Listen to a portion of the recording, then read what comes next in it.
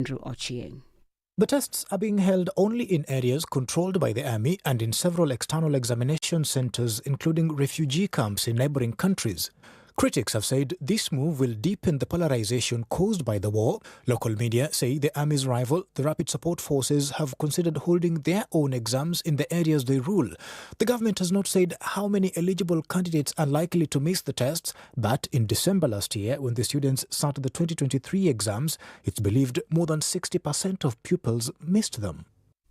The Democratic Alliance in South Africa says it will be laying criminal charges against the Minister of Higher Education and Training, Dr. Nobuhle Nkabane, today ahead of her tabling the department's budget in the National Council of Provinces. The party says while President Cyril Ramaphosa continues to take no action against the African National Congress Party corruption in the executive, it will use every means to fight it. Over the weekend, it announced that it will not support the budget votes of ministers it deemed are compromised.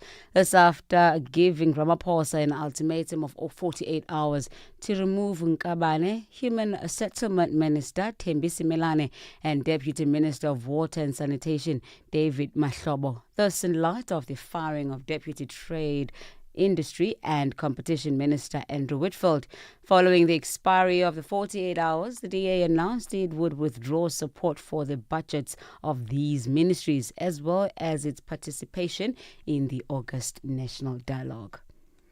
Lastly, Britain's High Court has ruled that the government's decision to export military equipment to Israel is lawful, despite accepting it would be used in breaches of international humanitarian law. In Gaza, the case was brought by a Palestinian human rights group. The BBC's Caroline Holy explains. This is the end of a long-running legal battle, first brought by human rights groups at the end of 2023. Last September, the government suspended about 30 export licences for UK-made arms because of a clear risk they could be used in Gaza in violations of international law. But parts sent to the global F-35 programme were not included. The judges said they'd had to decide whether the UK should withdraw from a specific multilateral defence collaboration. It was an acutely sensitive and political issue, they determined, that was for a democratic government, not the courts, to decide. Recapping on your top stories, the Tunisian court has sentenced a prominent lawyer, Sonia Damani, and a critic of President Kais Saied to 2 years in prison. A case rights groups say marks a deepening crackdown on dissent in the North African country. Now, for any news stories you'd like to share with us, please send us an email to newsroom@channelafrica.co.za or call us at +27 11 714 4459. Channel Africa News, I am Onele Ntsinzi. SABC News. The African Perspective.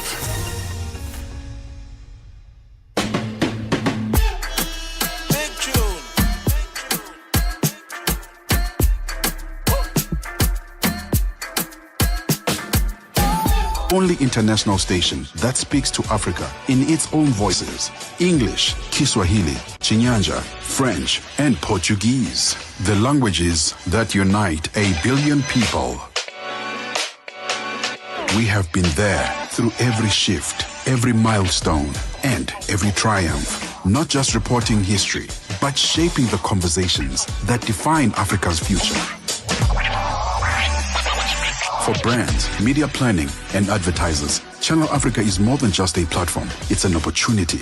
Hey, good morning, and happy new month. Yeah, it's the 1st of July, 2025, and we are officially in the second half of the year. So I hope the first half was, all the good things for you. And even if it wasn't, we still have 6 months to go and 6 months to really do what you feel, to achieve what you need, but also to learn what you have to and just relax and have a good time. Thank you so much for tuning in and being a part of the Channel Africa family. And Asanda Beta, who was part of Africa Rise and Shine, kickstarting our morning right here on Channel Africa. It's 7 minutes past 9 Central Africa time, and it's time for On the Move with myself, Palesa and Benjamin Moshatama. We're going to be having a good one the next 3 hours, filled with news, views, and entertainment from the African perspective. As usual, we'd love you to tap in and join us on this 3-hour journey on www.channelafrica.co.za, on our audio bouquets, DSTV channel 802 and OpenView HD channel 628, and the SABC Plus app, where you can find Channel Africa there under the radio section. Lots to talk about as usual, so come through. Let's take a look at what we'll be talking about today. You know, we're going to be starting off speaking about moving or starting a new life in a brand new country. And it's something that many people are considering these days, especially as the world becomes more and more global. It's an exciting yet challenging journey that does require you to plan quite carefully. So yeah, the first thing might just be for you to say yes once you get an opportunity to move and start a new life overseas. But are you actually thinking about all the things you need to process and do in order for that life to be successful? So things like understanding what the cost of living will be like, things like understanding the healthcare systems over there, and just really understanding the legalities around living and working in that country. We'll be speaking to immigration specialist Emma Beshford. Love chatting to her here when we speak about all things immigration, because she really is quite, honest about everything that you need to do and you need to speak about. So we're chatting there about the practicalities of setting up in a new country. We then go into our In the Cubicle feature. That's where we speak all things workplace, and something that has influenced and changed the workplace quite dramatically are the Gen Zs. Well, the millennials too. I'm going to say that because I'm a millennial as well. Stop being biased, Pali. Hey, you've got pressure. There's those coming after you. I'm telling you. The content creators. The influencers.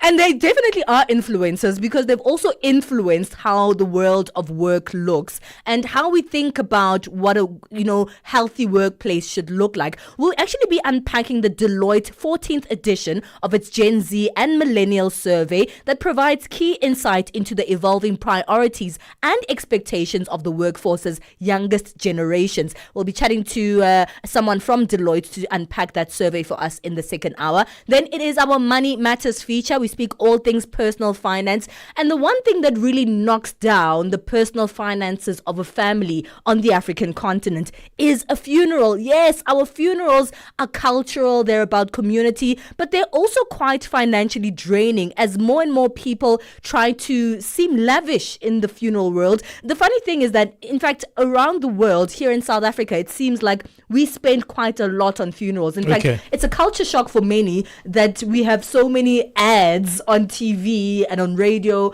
and in the media about funeral services, funeral insurance, because we really take those seriously. But they do take quite a big knock on our finances. We'll be joined by Lebogang Maroba, Botswana-based Managing Director of Young Professionals Business Consultants, to speak about the price tag of funerals and whether it's necessary, really. Hey, man, we're looking forward to all those conversations. Hey, we do live together right here on The Move. So join in the talk on our WhatsApp number, +27 634 69126. That's where you can text us or voice note us, or you can actually even just text us in the comment section in our live stream. We always love hearing from you right here on Channel Africa. Let's go.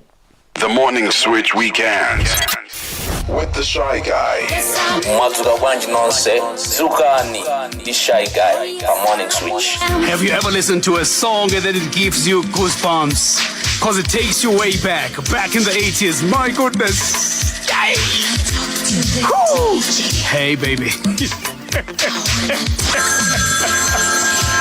You hear Yvonne Chaga Chaga there. I wanna talk to the DJ. And then the DJ goes like, hey, baby, I've got you on the other side. Huh? There were no WhatsApps then, right? There were no sliding in the DMs at the time. Oh, man. Your weekend mornings are activated with the Shy Guy on the Morning Switch.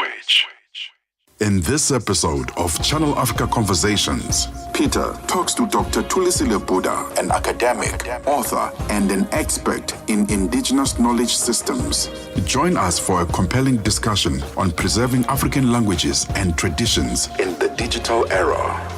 Dr. Tulisile unpacks the role of educators, explorers, and how technologies like AI can support cultural preservation, and challenges us to rethink how we honor African heritage. You can find the episode on YouTube, SABC Plus, and on our website, channelafrica.co.za. This episode is a must-listen for educators, creators, and change makers across the continent. Channel Africa, the African perspective. Get set and be ready to go. On the move with Palesa and Benjamin Moshatama. We live in an incredible world of opportunity now, and a global world that has been interconnected by, the internet, by social media, where we really are sort of understanding the global nature of where we're moving forward to. And because of that, a lot of people are seeing opportunity to start new lives in other places in the world, work remotely, and just really interconnect in an incredible way. But starting a new life in a different country is not as easy as it sounds. I know it's going to be an immediate yes as soon as you get that opportunity, but then it's time to really think about all the things that are necessary in order for you to start a new life somewhere. It is challenging, but it is quite exciting. And whether you're moving for work, education, or personal reasons, it's crucial to consider a wide range of practical factors to ensure a smooth transition. This includes like securing legal rights to live and work in that particular country, assessing the quality of life, understanding the cost of living, knowing the healthcare system and how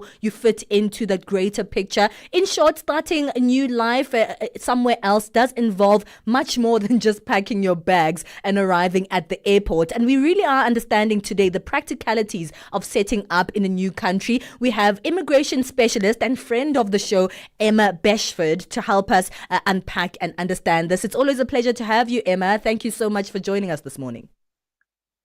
Morning, how are you all? We're doing absolutely We're good, great. Emma. How are you doing?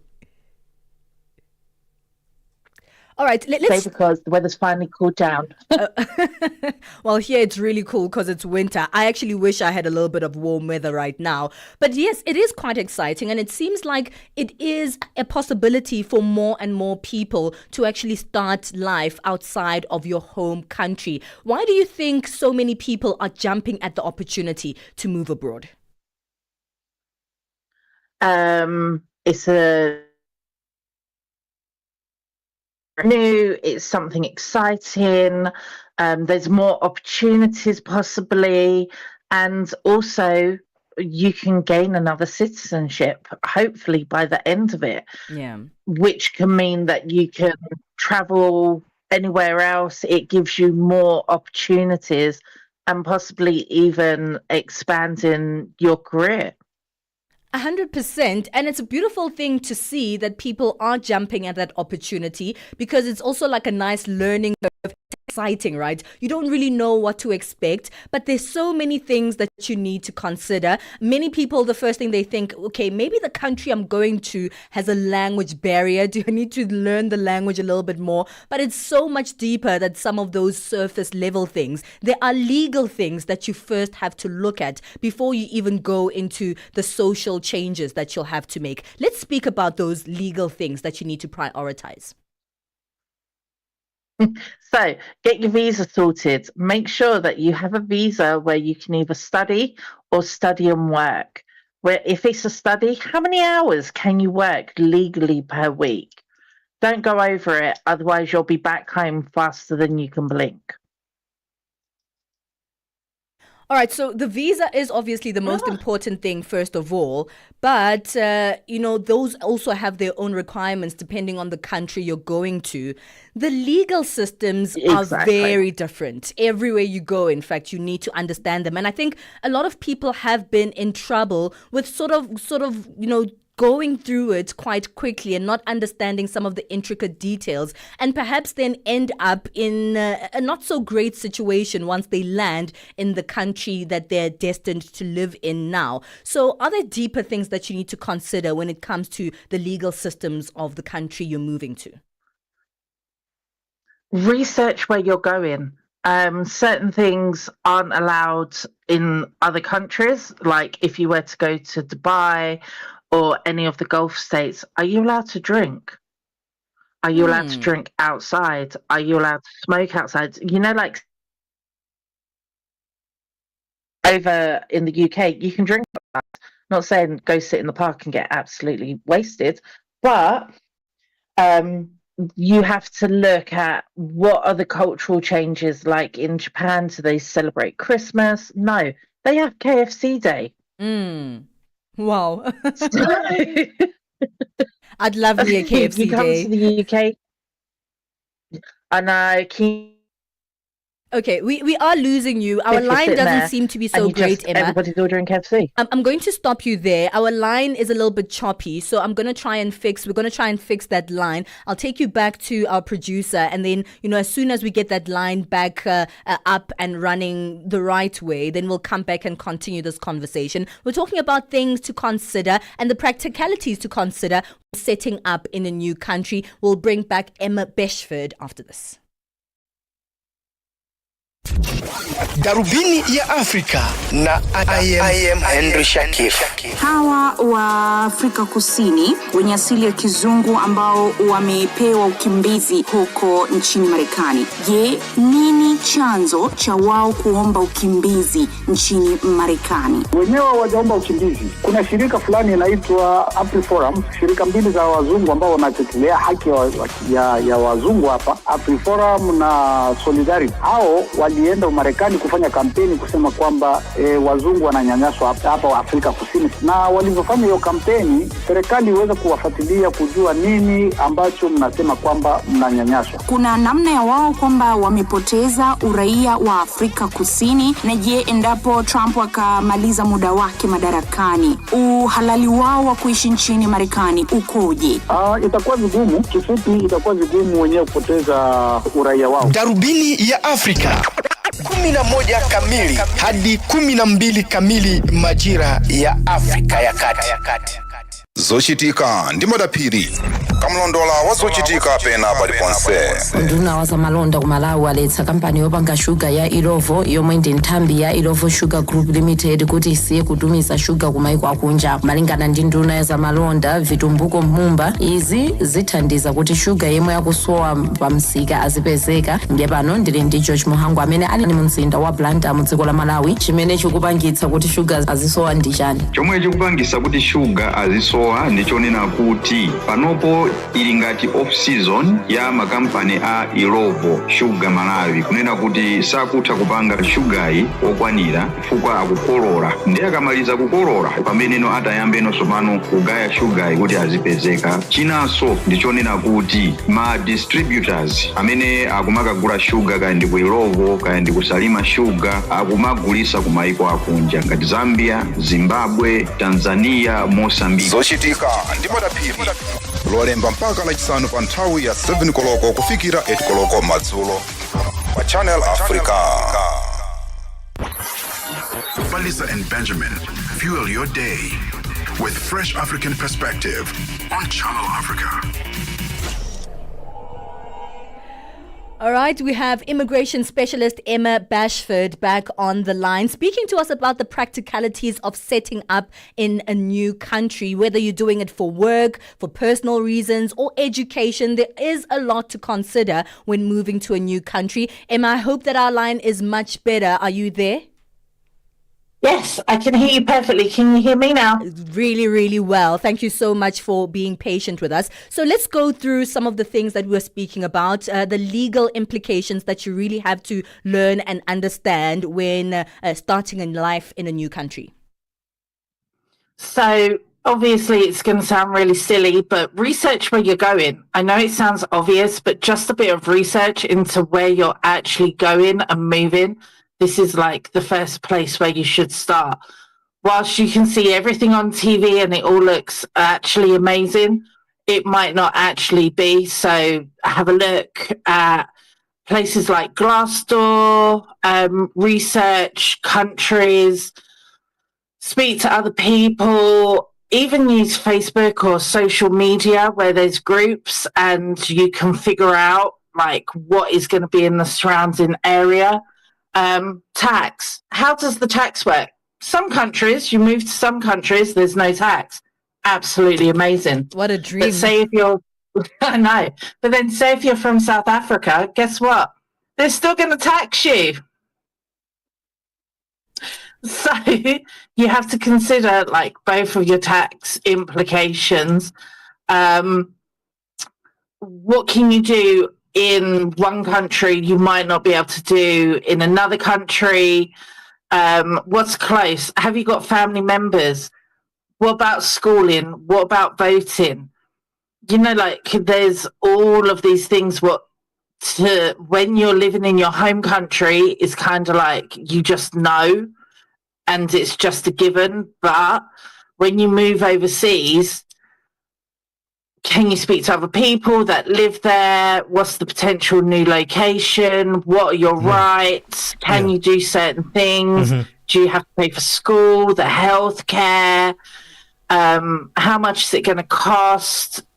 You have to look at all of these things. I mean, currently I live in Warwick, absolutely beautiful, but other people might want to live in the city. I can tell you now, unless you've got a car, which is going to cost, where I live now, it's going to take me an hour to drive to the local doctors. You know, Emma, how do you actually advise your clients on how to integrate yourself into those communities? Because it's one thing having your visa, getting all that administration right, and then starting to live in a different country.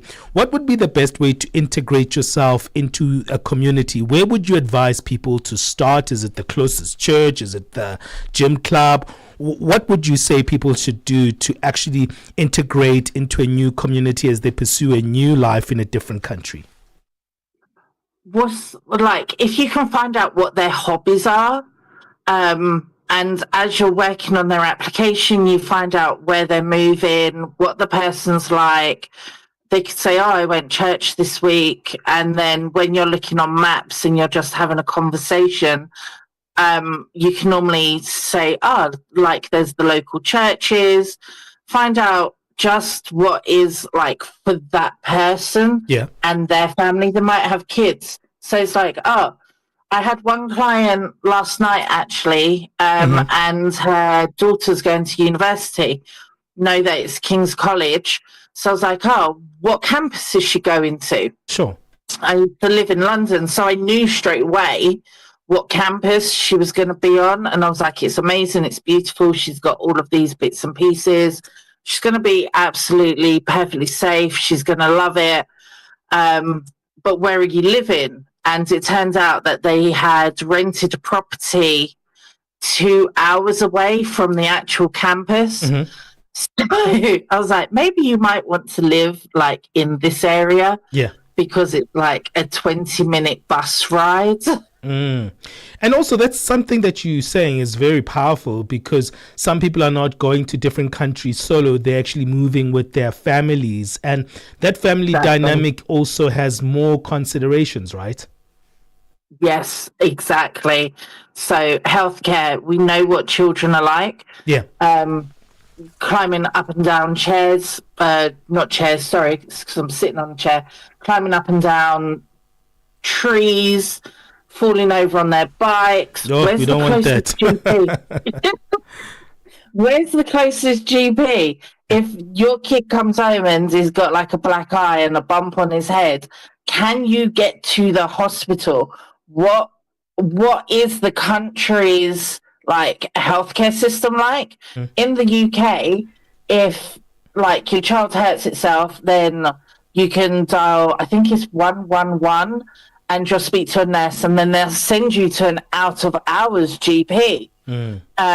If it's really bad, then obviously you'll get an ambulance. It's free. But other places like in America, if you get an ambulance, they're going to charge you like $1,000. Wow. Oh. That's like a treatment in itself here in South Africa.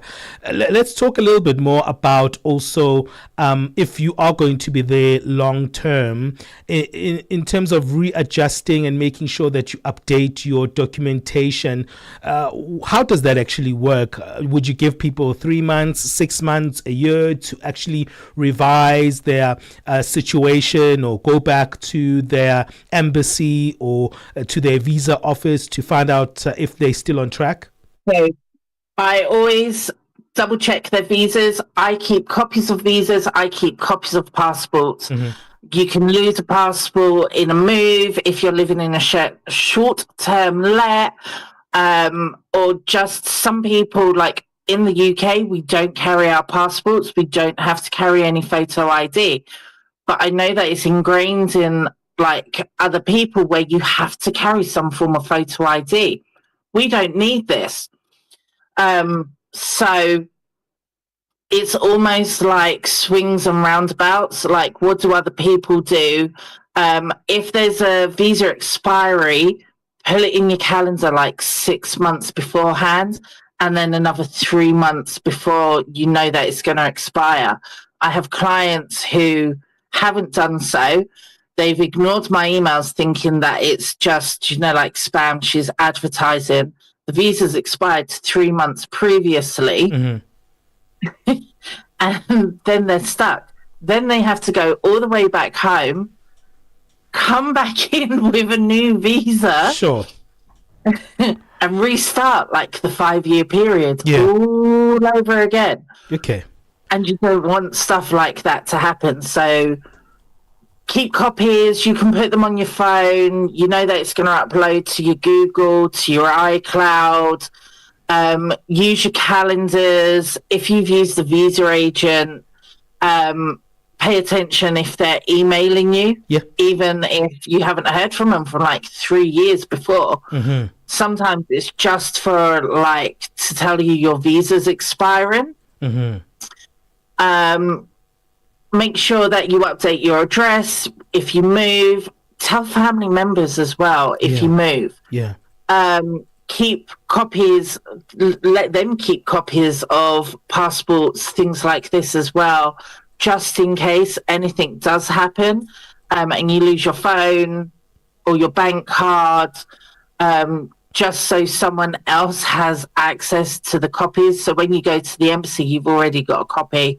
Find out where your local embassy is. I know that sounds really stupid, but I think there's the one for South Africa, there's one in London. But then to replace your passport, you've got one in Manchester, Edinburgh, and London. Okay, fantastic. Emma, we've run out of time, but I think that kind of helps us to actually start a new life in a different country as Africans. And I think the challenge is us making sure that we actually are looking out for ourselves administratively, that you constantly checking with the immigration specialist to actually make sure that you are on track. Emma, we always love having you on the show. Thank you for catching up with us on this one. That is Emma Bashford, immigration specialist based in London, speaking about the practicalities of setting up in a new country. That conversation takes us to 9:30 Central African time. Let's quickly get our latest sports. Sports on Channel Africa. The African perspective. And a very good morning from the sports desk. I am Musibu Dimakura with your latest sports news and the Sawa. Let's start with football news. Al Hilal Italian coach Simeone Inzaghi hailed his extraordinary team after Monday's stunning 4-3 extra time win over Premier League giants Manchester City at the FIFA Club World Cup. Inzaghi says that they knew they had to do something extraordinary if they were to beat Manchester City. Inzaghi had only been in charge of the team for a few days before their opening game, where his side drew with Real Madrid and said the credit for that performance belongs to the players. Meanwhile, City had won all three of their group stage games and defeated Juventus by 5-2 in their last game before, of course, qualifying for the round of 16 at this year's competition, only to be beaten by Al Hilal in a 4-goal thriller. Meanwhile, City boss Pep Guardiola had this to say about the eliminations from this year's competition. Nothing to say. We would have loved to continue because it's not easy to be here once every 4 years. And we were there. I had the feeling that the team still have that feeling that the team is doing well. But yeah, we go home and now time to rest, to refresh our minds, and we come back for the next season.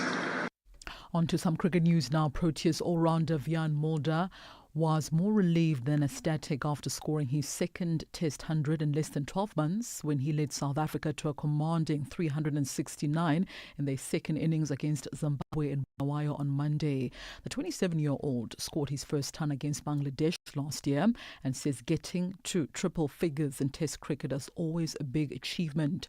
Mulder says as much as it was a personal milestone for him, the important thing is helping the team win this match.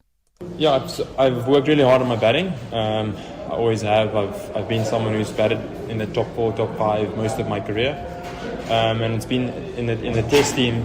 I've always had to kind of figure things out. I think Test cricket is incredibly hard, and yeah, there's no easy runs in Test cricket. So having more than one century for my country is really special, especially in Test cricket. So. At the same time, with a massive lead of 505 going into day 4 of the match on this morning, it's easy for complacency to creep in. Mulder says they need to strike as early as possible in the morning, not to give their opponents any sniff of getting back into the game, and also avoid the frustration as the day progresses. Nick Walsh will join Kai Teno at the crease with the wicket of Prince Masuvere, the only one to have fallen in the host monumental chase on Monday. To be honest, I thought we bowled really nicely. I thought Kwena bowled with very good energy. I thought Cody bowled with very good energy. I thought Boshi bowled with very good energy. And there was a lot for Keshav as well. So I think if we can break the back of the Zimbabwean batting lineup in the middle with Williams and Irvine and Welsh, I think it'll put us in a good position to win the game. But I think the important thing is how we start the first session tomorrow. I know we got that wicket tonight, which probably puts that session in our favour. All right, so how they start that session this morning is going to be very, very vital for the Proteas. So Zimbabwe on 32 for the loss of 1 wicket. That's where they will start proceeding at 10:30 a.m. Central African time this morning on day 4 of the first test at the Bulawayo Sports Club in Bulawayo. Zimbabwe officially needing 505 runs to win this test match against South Africa. And finally, in tennis news, world number 33 Julia Putintseva raised security concerns about a spectator during her first round match in Wimbledon on Monday, asking for them to be ejected. So early on in her match against Amanda Anisimova of the USA on court 15, the 30-year-old had complained directly to the chair umpire about a spectator whom she described as crazy as well as dangerous. A club spokesperson said the matter was dealt with. Now, during a change of ends when trailing 3-love in the opening set, Putintseva from Kazakhstan first voiced her concerns. She was then seen pointing towards an area of the crowd and described the person as wearing green. The chair umpire came down onto the court and spoke to 3 members of the security staff. When Putintseva was told to play and continue playing, she was heard saying she did not want to do so until security handled the issue. Putintseva was quite emotional later on in that match. She went on to lose it 6-love and 6-love in just 45 minutes. And that's a wrap from the sports desk at the Sawa. For any sports stories you'd like to share with us, our email address is newsroom@channelafrica.co.za. Call us on +27 11714 4459.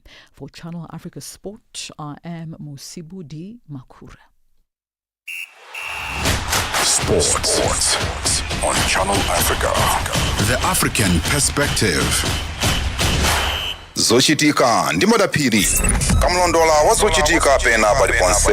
unduna wa zamalonda ku Malawi waletsa kampani yopanga shuga ya Irovo yomwe ndi nthambi ya Irovo Sugar Group Limited kuti isiye kutumiza shuga ku maiko akunja. Malingana ndi nduna ya zamalonda Vitumbuko Mumba, izi zithandiza kuti shuga yemwe yakusowa pa msika azipezeka. Ndiye pano ndili ndi George Muhangu amene ali mu mzinda wa Blantyre mu dziko la Malawi. Chimene chikupangitsa kuti shuga azisowa ndi chani? chomwe chikupangisa kuti shuga azisowa ndichonena kuti panopo ili ngati off season ya makampani a Irovo Sugar Malawi, kunena kuti sakutha kupanga shugayi okwanira chifukwa akukolola. Ndiye akamaliza kukolola pameneno atayambeno sopano kugaya shugayi kuti azipezeka. Chinanso ndichonena kuti ma distributors amene akumakagula shuga kaya ndi ku Irovo kaya ndi ku Salima Sugar akumagulisa ku maiko akunja ngati Zambia, Zimbabwe, Tanzania, Mozambique. Zochitika ndi madaphiri lolemba mpaka lachisanu pa nthawi ya 7 koloko kufikira 8 koloko madzulo pa Channel Africa.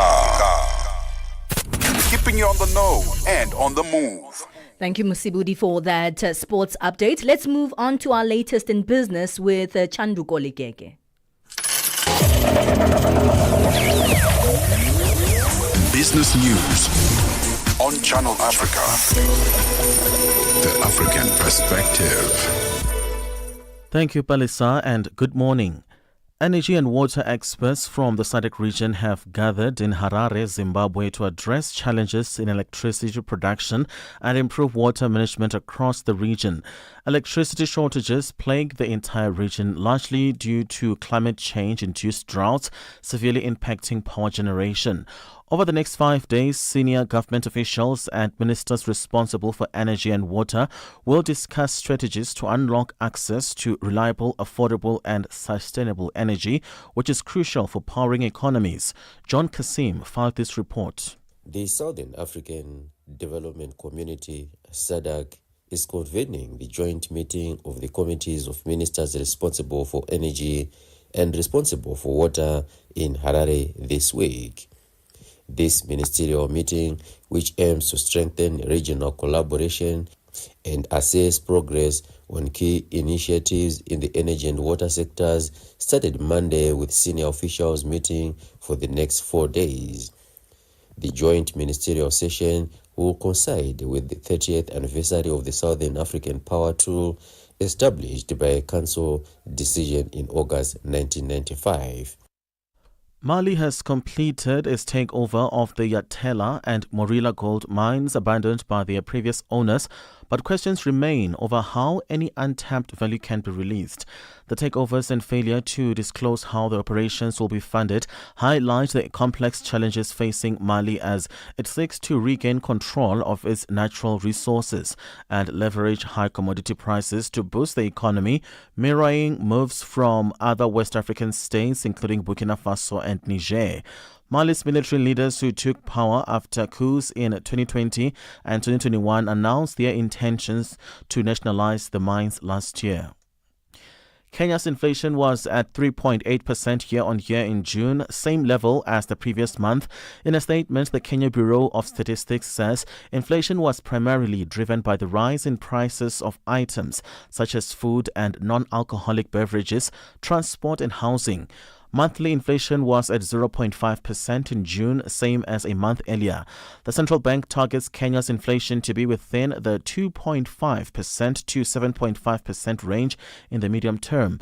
In June, the bank cut its benchmark lending rate by 25 basis points to 9.75%, saying it wanted to provide further support to the economy. The 4 accused former executives of South African state-owned rail company Transnet will be back in the Specialized Commercial Crimes Court sitting in Palm Ridge Magistrate Court in Ekurhuleni on October the 6th. Brian Molefe, Siyabonga Gama, Anuj Singh and Thamsanqa Jiyane appeared in court yesterday and were granted bail of $2,824 each. They're facing fraud and corruption allegations involving tenders to acquire new locomotives. The accused handed themselves to police in southern Johannesburg to face fresh charges involving the acquisition of 95 locomotives.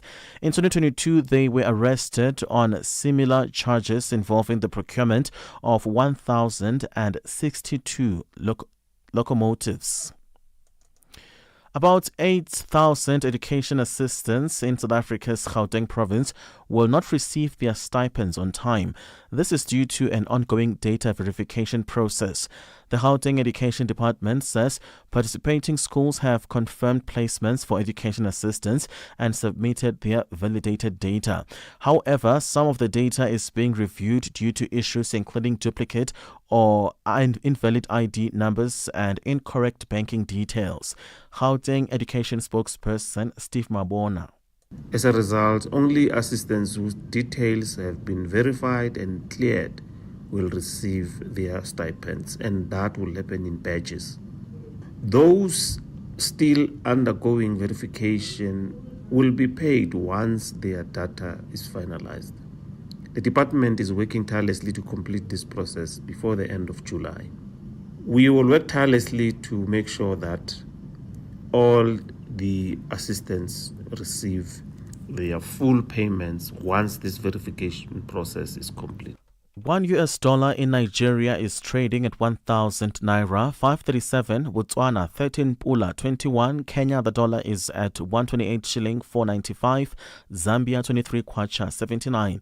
BRICS countries, $1 in Brazil is at 5 real 46, Russia 78 rubles 16, India 85 rupee 62, China 7 yuan 16, South Africa 17 rand 74 cents. $1 is at 72 pence to the British pound and 85 to the euro. Commodities, gold is at $3,329, platinum at $1,342 per ounce. The price of Brent crude oil $66.81 a barrel. That is all for now. For any business stories you'd like to share with us, please send us an email to newsroom@channelafrica.co.za, or you can call us on +27 11 714 4459. For Channel Africa Business, I am Chandruko Ligege.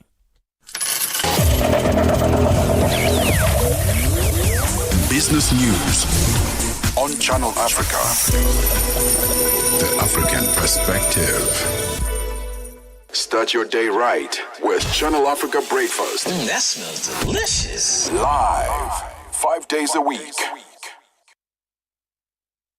Her name is Puleng Mulibatsi, and she's on Tech Africa. Leading the tech conversation every single Sunday on Channel Africa. Robotic process automation, just from a definitive perspective, is a software that emulates human activity for us to be able to remove mundane, repetitive tasks and build efficiency. That's what it means from a definitive perspective. Now, where exactly has this been reused, or has people seen this or familiar with? Now, you'd have seen probably in the automotive industry these big robots that are moving large objects and assembling them. And it's generally to assist the particular production process to be more efficient, and also to be able to avoid any injuries from human activity, to be able to lift these heavy objects that can cause harm. One of the key findings I think that stands out for me is that developing market economies and people are using AI much more than developed market economies, which I thought was quite surprising. In fact, in South Africa, amongst the people we surveyed, 91% report using generative AI for their work.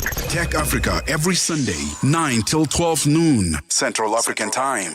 Benjamin Moshatama and Palesa on the move.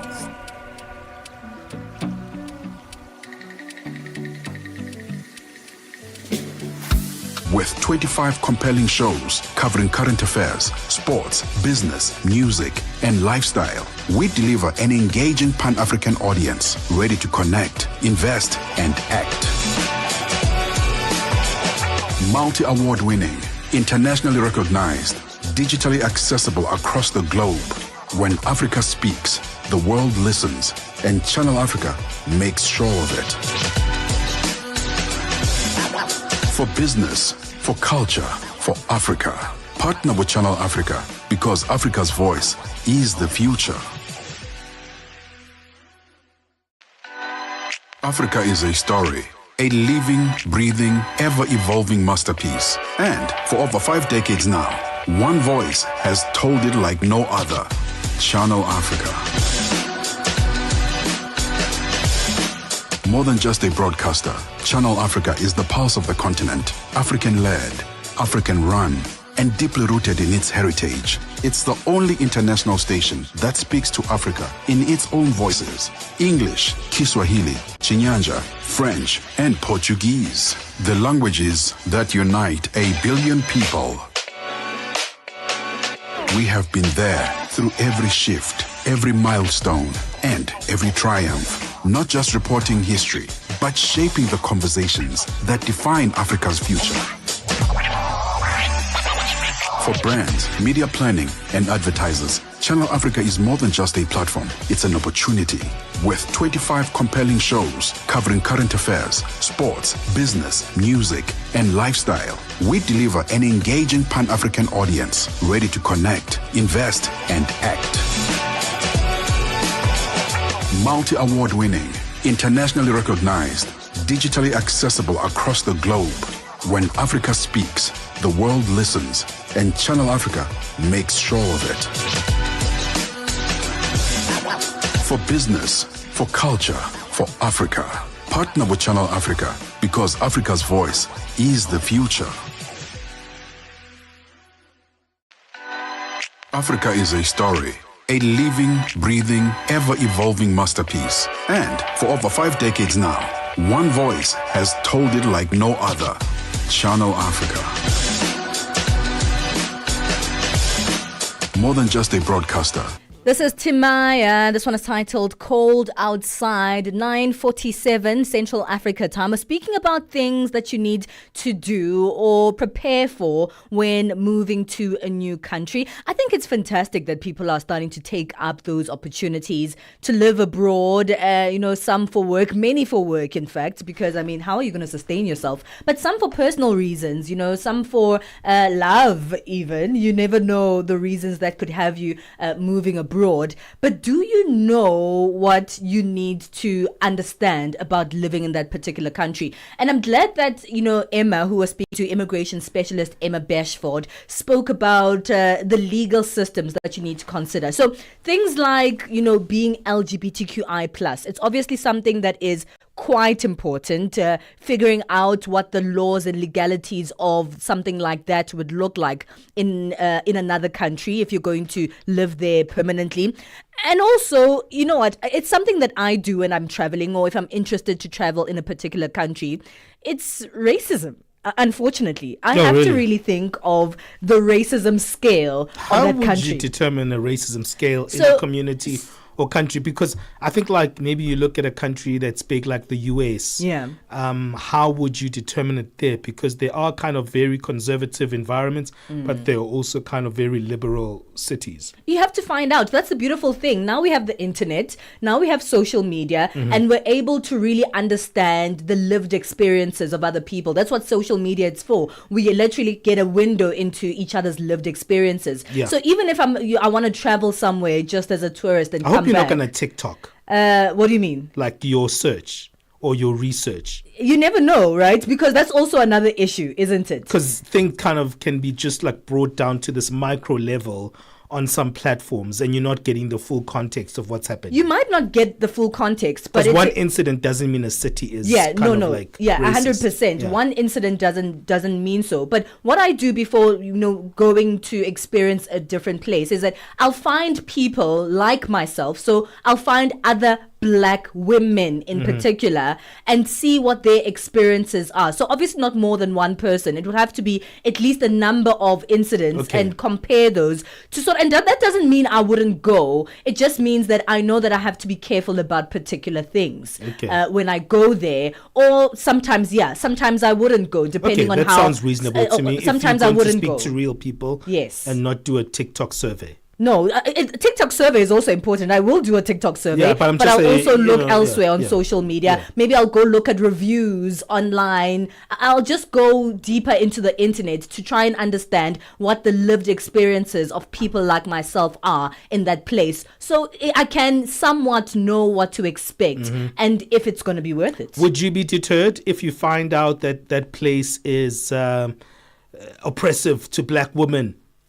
Would you be deterred I not to might go be. to that, even if the opportunity is huge? I might be deterred, yes. Okay. I might be deterred. Also, depending on the extent of that oppression, depending on that extent of maybe that sexism, that racism, there are things, we all have our own personal scale of things that we can, overlook and things that we can live through. And it's not the same for all of us. So if it's something that for me personally is something I can't live with, then I'd certainly be deterred to go there. But what are some of the things that you are thinking about, that you prioritize when thinking about moving to a new country? And it doesn't matter what that's for. Work, that's also important. Maybe the work laws of that country, something that's also quite important. It's 9:51 Central Africa time. We can have your say on +27 63 406 9126. Africa in Business on Channel Africa.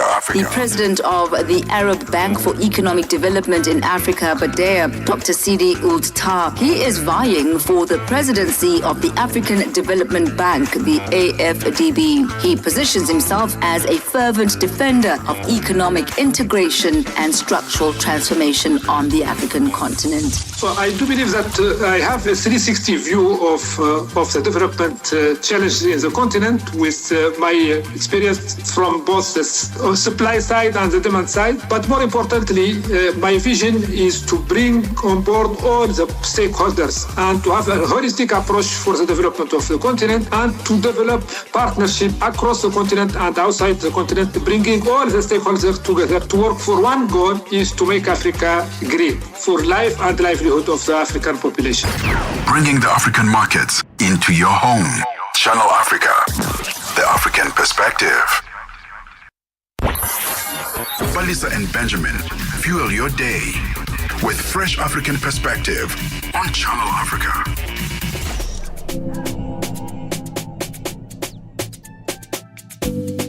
Is the pulse of the continent, African-led, African-run, and deeply rooted in its heritage. It's the only international station that speaks to Africa in its own voices: English, Kiswahili, Chinyanja, French, and Portuguese. The languages that unite 1 billion people. We have been there through every shift, every milestone, and every triumph. Not just reporting history, but shaping the conversations that define Africa's future. For brands, media planning, and advertisers, Channel Africa is more than just a platform. It's an opportunity. With 25 compelling shows covering current affairs, sports, business, music, and lifestyle, we deliver an engaging Pan-African audience ready to connect, invest, and act. Multi-award winning, internationally recognized, digitally accessible across the globe. When Africa speaks, the world listens, and Channel Africa makes sure of it. For business, for culture, for Africa, partner with Channel Africa, because Africa's voice is the future. Africa is a story, a living, breathing, ever-evolving masterpiece. And for over 5 decades now, one voice has told it like no other. Channel Africa.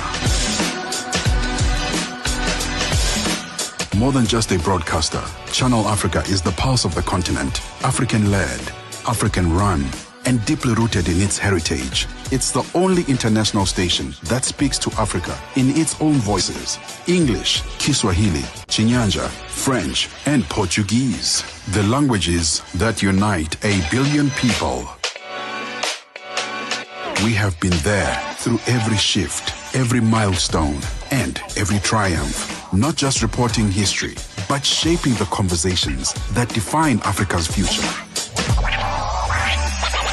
For brands, media planning, and advertisers, Channel Africa is more than just a platform. It's an opportunity. With 25 compelling shows covering current affairs, sports, business, music, and lifestyle, we deliver an engaging Pan-African audience ready to connect, invest, and act. Multi-award winning, internationally recognized, digitally accessible across the globe. When Africa speaks, the world listens, and Channel This is Davido featuring Thames, my favorite girl. This one is titled Know Your Worth. We're wrapping up the first hour of the show, but we're still thinking about your priorities, the most important thing to you if you're considering to move into another country. Yes, the legal systems is something that would be highly important to me. It's something that we all need to know, of course. The tax, the tax. I mean, it was so nice to hear that there are places in the world where people don't have to pay tax, or they don't have to pay that much tax. But if you're going to be working in another country, you really need to understand that system between that country and your own. Who's taxing you, how, and how much tax do you actually have to pay? And I think there's this misconception, especially if people move to countries with a better economy or just a stronger currency than the country that you're from, right? Because the misconception is if you move to a country with a strong currency, you're going to be bringing in the money, and people already have that plan in mind. I'm going to be earning in euros, I'm going to be earning in pounds and dollars, so I'm just going to be sending money home and I'm going to be living so lavishly. Whereas I was actually looking on social media, around the same topic where people are speaking about living in particular countries that are not their own, and there are people really suffering even with the higher currency in other places. The cost of living in some of those countries is actually like triple or quadruple your own home country. So even if the currency is better, the cost of living is still too high, and the average person can't actually live well there. So you have to really understand the difference between that, a powerful currency and a high or low cost of living, because there are countries with a high powerful currency with also a low cost of living, making the life experience there for many people, and even foreigners who come to live or work there, much better or much easier. And maybe you can be able to save some money, and build up your savings and whatever you want to do with all the extra money you'll be making. So yeah, you have to understand the big difference between a strong currency and the cost of living, because that could make or break your stay in a particular place, and maybe you'd be coming home in less than a year because you simply cannot afford to live in that place. A place like South Africa, a lot of people complain, in Cape Town in particular, where, it's essentially the cost of living should be like the rest of South Africa, but it isn't, because a lot of foreign nationals love to live in the Western Cape, and especially those who are coming from countries with a much stronger currency. And that's making life a little unlivable for those, locals who are living in that place. So the cost of living is much higher. The rent to pay and getting a house or, being in a property is much more expensive there. Even eating out and just like living in particular, because there's a high competitive rate between the locals and, foreign nationals with much higher currencies or much more money, who make the cost of living higher in that place. So those are some of the things that you need to consider, of course, how you're actually going to live. Having an injury or being sick and then expecting what you would have in your home country. Imagine paying $1,000 for just the ambulance and not even the healthcare itself, just the transportation to get to the healthcare center. Yeah, that you wouldn't survive in rands there. No, absolutely not. Absolutely not. Because what does that even mean? $1,000 for an ambulance? You imagine the cost of medics. Exactly. Yeah. You'll just have to walk with your broken foot to the hospital itself if you don't really understand what that currency is like. So are you going to be able to get free healthcare? Are you going to get able to get fair healthcare? And what's the cost of living in terms of the healthcare as well? Obviously, most of it has to do with money, but there are also a lot of social settings that might be different, right? Like how people treat foreigners in a particular country, and just how you'd be able to socialize with those, like language barriers and just different socializing that we do in various countries. So you can still participate in that conversation as we wrap up this hour of the show. We are live on YouTube, we are live on Facebook, and we'd love you to have us there. Let's be part of the Channel Africa family, and you'll be able to see us and what we get up to here in our Johannesburg studios. It's 10 a.m. Central Africa time. Let's bring back Onele Nzinzi for our latest news update. SABC News. The African Perspective. Thank you, Palesa. Looking at top stories, reburial of Liberia's former President William Tolbert and Britain's military exports to Israel lawful. Latest news, greetings to our listeners.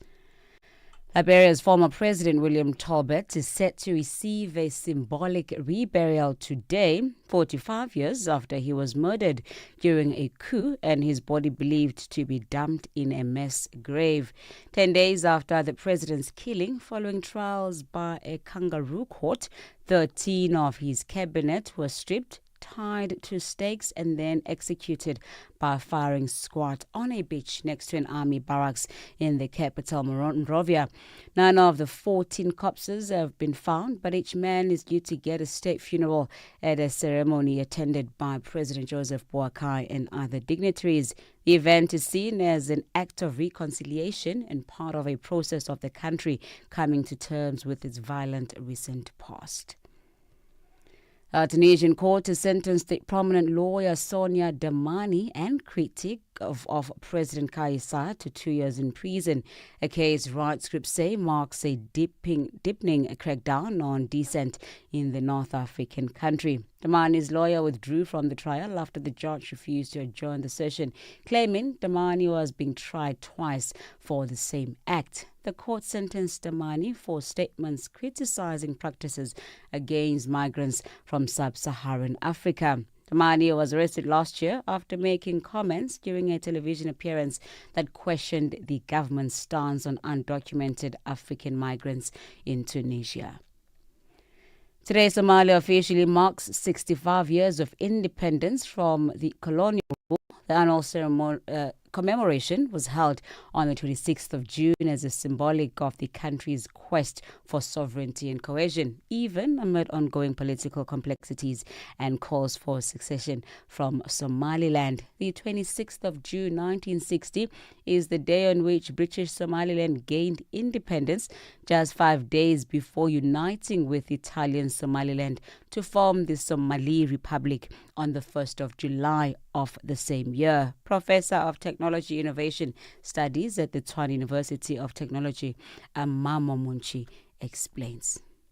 So when the unity happens, they started July 1 to be the day for the celebration of. The problem with Somalia is that it was divided by the British, the French, the Italians. So you have areas, the northern part is with the British and the other parts Italian. So you had these divisions, and this has also affected the attitude of the people. Those who are in the British side feel differently from those who are from the Italian and the French side. So we still have this colonial mentality not removed, and that is a serious issue. There's been a sharp rise in the number of migrants crossing the channel from France to Britain in small boats. This is according to the UK's Home Office figures. There were nearly 20,000 such arrivals in the first half of the year. That's an increase of more than 40% compared with the same period in 2024. Lastly, Britain's High Court has ruled that the government's decision to export military equipment to Israel is lawful, as despite accepting it could be used in breaches of international humanitarian law in Gaza. The case was brought by a Palestinian human rights group. The BBC's Caroline Holley explains. This is the end of a long-running legal battle, first brought by human rights groups at the end of 2023. Last September, the government suspended about 30 export licences for UK-made arms because of a clear risk they could be used in Gaza in violations of international law. But parts sent to the global F-35 programme were not included. The judges said they'd had to decide whether the UK should withdraw from a specific multilateral defence collaboration. It was an acutely sensitive and political issue, they determined, that was for a democratic government, not the courts, to decide. Now, recapping on your top stories, Liberia's former President William Tolbert is set to receive a symbolic reburial today, 45 years after he was murdered during a coup and his body believed to be dumped in a mass grave. Now, for any news stories you'd like to share with us, please send us an email to newsroom@channelafrica.co.za or call us at +27 11 714 4459. Channel Africa News. I am Onele Ntsinzi. SABC News. The African Perspective.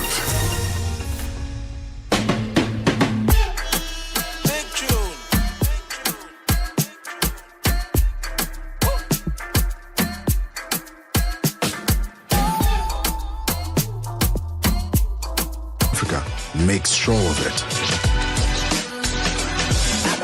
For business, for culture. Much Onele for that update. Onele will be back in the next hour to let us know what's coming up in the news. Remember, we also have our sports update at around 10:30 Central African time, and we've got Musibudi Makura there. And after that, we'll get our latest business news with Chanduko Ligeke. Well, you are with us right here on DSTV channel 802, OpenView 6 to 8, and also on our live streaming as well on our Facebook and our different social media platforms. And remember, if you can find us online, remember you can also stream us on our website. It's www.channelafrica.co.za.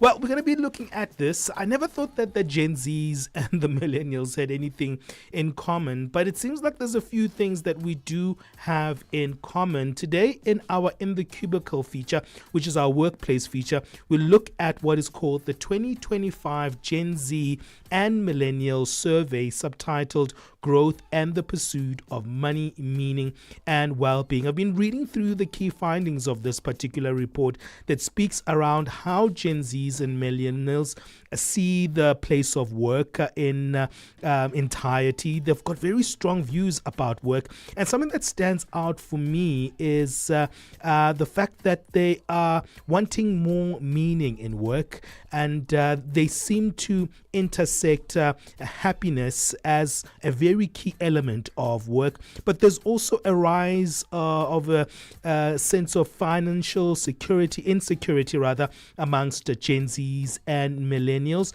So it's going to be interesting to find out a little bit more about this report and why this report was focused on these two generations, the Gen Zs and the millennials. After all, we're not many generations away from each other. So it's going to be an interesting one as we look at these two generations and what they think of their workplaces. Absolutely. So stay tuned in this hour for that conversation. We then move on to our final hour to speak about funerals. Yeah, so it's not a conversation about death. It's actually our Money Matters feature where we speak about personal finance. And one thing that we have in common amongst Africans is that we have very, very expensive funerals. I mean, yes, we are communal in the way that we do things, but it seems like it's more than just because of our sense of community, but because we want to make our funerals lavish. We see that as a sign that we respected the deceased. But what does that mean? I mean, people are taking out loans to have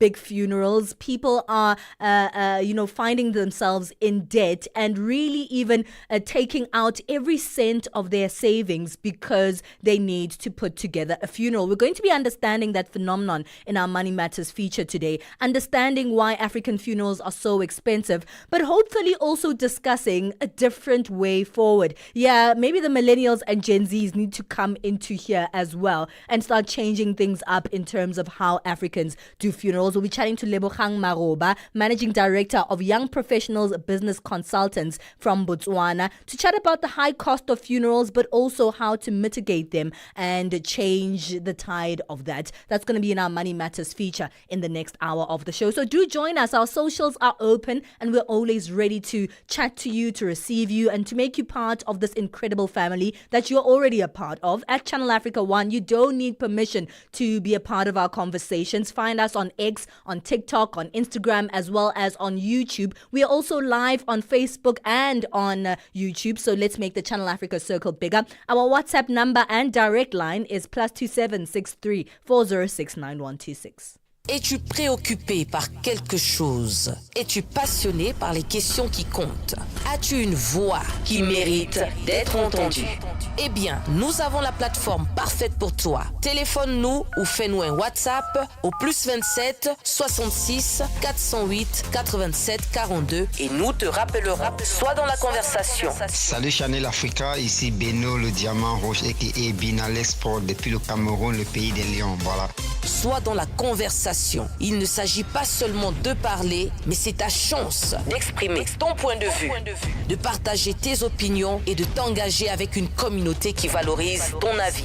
Suivez-nous sur les réseaux sociaux, visitez notre site www.channelafrica.co.za et préparez-vous à partager vos points de vue sur Channel Africa, la perspective africaine. África. Conhece o Ntivani? Claro que sou eu. Ntivani é o amante da música de corpo e alma. Eu amo música africana. Ele aprecia todos os tipos de melodias e passa os seus dias a ouvir a Channel Africa. Adivinha só, a Channel Africa quer ajudar o Ntivani e os amantes da música em todo o lado a descobrir ainda mais música incrível. Por isso, a Channel Africa está a convocar artistas africanos a submeterem as suas músicas. Músicos, lembrem-se de nos dar todas as informações relevantes no music@channelafrica.co.za. As submissões são a vossa oportunidade de ser ouvidos, mas não garantem inclusão na lista. Todas as submissões serão cuidadosamente analisadas para verificar se cumprem os requisitos da nossa estação. Canal África, a perspectiva africana. Palesa and Benjamin fuel your day with fresh African perspective on Channel Africa.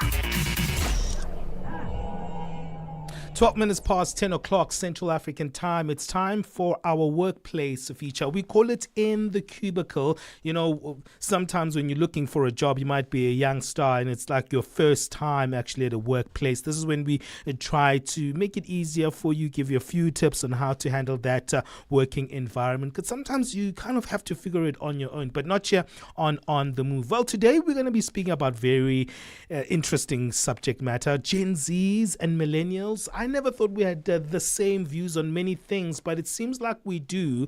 Deloitte has recently published their 14th edition of its Gen Z and Millennial survey, providing key insights into the evolving priorities and expectations of the workforce's youngest generations. And they've highlighted a few interesting things. A pattern of prioritizing work and life balance has emerged from this particular survey. The phenomenon of limiting efforts in work to strictly what is required seems like another one, but also they've seen a few gaps in the work environment. Well, to elaborate on this particular report, we joined on the line by Lungile Mahluza, who is a Chief People Officer at Deloitte Africa. Lungile, welcome on the show. Good morning, Benjamin and Palesa. Yeah, who would have thought millennials and Gen Zs think alike? I know, right? But I mean, I guess we're seeing, more convergence in terms of the way in which they see the world, and I suppose some of the conventions that they are challenging. Yeah, let's talk a little bit about the context of this particular Deloitte survey. It looks at these particular two generations. Tell us why, and can you elaborate on that context? Sure. So, as you've mentioned, this is the 14th edition. It is a survey, I think, that's quite comprehensive. It covers about 23,000 individuals over 44 countries, including South Africa. And as you can imagine, really important to understand this cohort as young professionals because they do make up the largest proportion of the workforce. And I think a lot of organizations are grappling with, what drives them, how do you, drive productivity, how do you engage this cohort of young professionals. So really important that we understand and delve into how they see the world. Mm-hmm. Talk a little bit about that particular centrality of that particular two generational composition in workplaces. How crucial are they? Crucial, I suppose, both as current leaders, right, and as the individuals who are taking work places forward. And I suppose, if you think about, particularly in South Africa and even on the African continent, the fact of us having such a young population in general points to why this generation is so key and central to our workplaces and just more broadly our communities and future. What stood out for you when at the outcomes of this particular report? I know that there is one established fact that has been represented over and over again in previous reports, which is that work and life balance. So there's nothing new there. But something that has startled me is the fact that, they are seeing very interesting gaps within their learning development in the workplace. That was something that was very much of a standout for me. Tell us a little bit about what stands out for you. Sure. So maybe I'll just speak broadly to some of the things that have come to the fore in terms of this year's survey, and then answer your question directly. So certainly, the things that we are seeing, as you've said, that work-life integration, the concerns around financial security, those are recurring themes. The thing that is coming to the fore again this year is the idea of so-called soft skills, and particularly as we think about Gen AI and how that is transforming work. And this, cohorts of professionals really seeing those skills as being what will set them apart in terms of their progression in their career. And then learning, as you've said, as a top priority. Now, I think there are a couple of things that have been interesting in terms of this, right? So it's not so much learning traditionally in terms of, university degrees or those sorts of qualifications, but it's really the learning and development that is ongoing in the workplace. So continuous learning, mentoring, guidance and support from line managers. And this is where we're seeing some of those, as you refer to, gaps.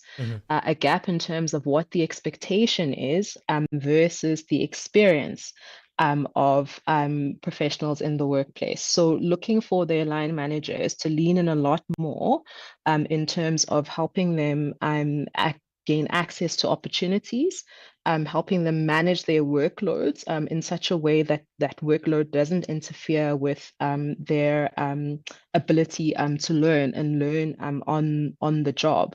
And I think that what they're experiencing is that line managers, instead of, let's say, perhaps coaching, are a lot more focused on sort of day-to-day operations. And that's where we're seeing the gap. But I think for me, the really interesting thing is, this move away from thinking about just a traditional university qualification as the path, and looking for more creative ways and more flexibility, and even moving towards more apprentice type skills. That's so powerful, because I've been saying, especially on this feature, that it feels like we're moving into an area where soft skills are not just soft skills. They're becoming the hard skills that we all want. And this soft skill dynamic features greatly in this particular survey. Let's talk a little bit about what this generation is feeling around those soft skills. It seems like they're centralizing them as well as a key need. Yeah, so and I'm glad that she actually used the term hard skills, right? Because I really don't like the reference to soft skills, But to that point, I mean, not only in the Deloitte survey, but if you look at even the WEF jobs report, the sorts of skills that are coming to the fore, and maybe to my mind, it would be useful to link a couple of things here. So if you think of the fact that a lot of these individuals have come into the world of work in COVID, right? And the sorts of things that they're seeing as important are communication, leadership, empathy, the ability to network, even ahead of some of the technical skills. And if I make reference to that WEF jobs report, it also talks to things like, analytical skills, resilience, flexibility, agility, etc. Link that to the theme of what we're seeing happening with Gen AI, and I would probably argue that it makes sense, right? That as you see some of those technical skills, let's say for argument's sake, become a little more commoditized because of technology, that the skills that we are then almost narrowing in on are the things that, well, I would say arguably make us human, right?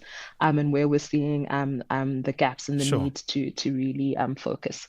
All right, Lungile, let's take a bit of a break. This is fascinating, this particular report. We're speaking to Lungile Mahluza, who's the Chief People Officer at Deloitte Africa. They've released what they call the 2025 Gen Z and Millennial Survey, which looks at the growth and the pursuit of money, meaning, well-being. That's the subtitle of this particular report. Looking at this particular generational groups and saying, what do they need in the workplace? We'll continue after the break. Parlez-vous couramment le français? Êtes-vous passionné par la radio? Et êtes-vous qualifié pour travailler en Afrique du Sud? Envoyez-nous votre CV et vos 3 minutes démo en MP3 à @channelafrica.co.za pour avoir une chance de rejoindre la famille Channel Africa. Si vous n'avez pas de réponse après 14 jours, cela signifie que vous n'avez pas été retenu. Channel Africa, la perspective africaine. 9 to 12 midday, Central African Time. On the Move with Palesa and Benjamin Moshatama. We're taking a look at the priorities and influences of Gen Zs and millennials in today's workplace through the Deloitte 2025 Gen Z and Millennial Survey. Still joining us on the line is Lungile Mahluza, Chief People Officer at Deloitte Africa. Thank you for staying with us, Lungile.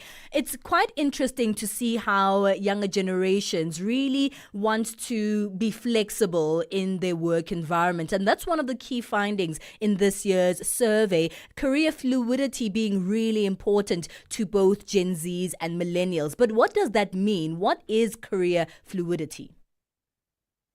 So, I suppose this isn't necessarily a new theme, right? I mean, if we think about just the trends that we've seen over the last while, but I think certainly the ability, even within an existing place of work, to have exposure to broad areas, so mobility within a current employment environment. What we are seeing is not that they're less ambitious, but their ambition is not necessarily to climb the corporate ladder in the same way, let's say, that previous generations have had. And really this tight interconnectedness between financial well-being, meaning, as well as purpose in the work that they do. And I do think that what we are also going to see is an increase in what we call sort of fractional careers. So not being tied to a single employer, but really having more of a, let's say, portfolio of employers that you work, for fractionally.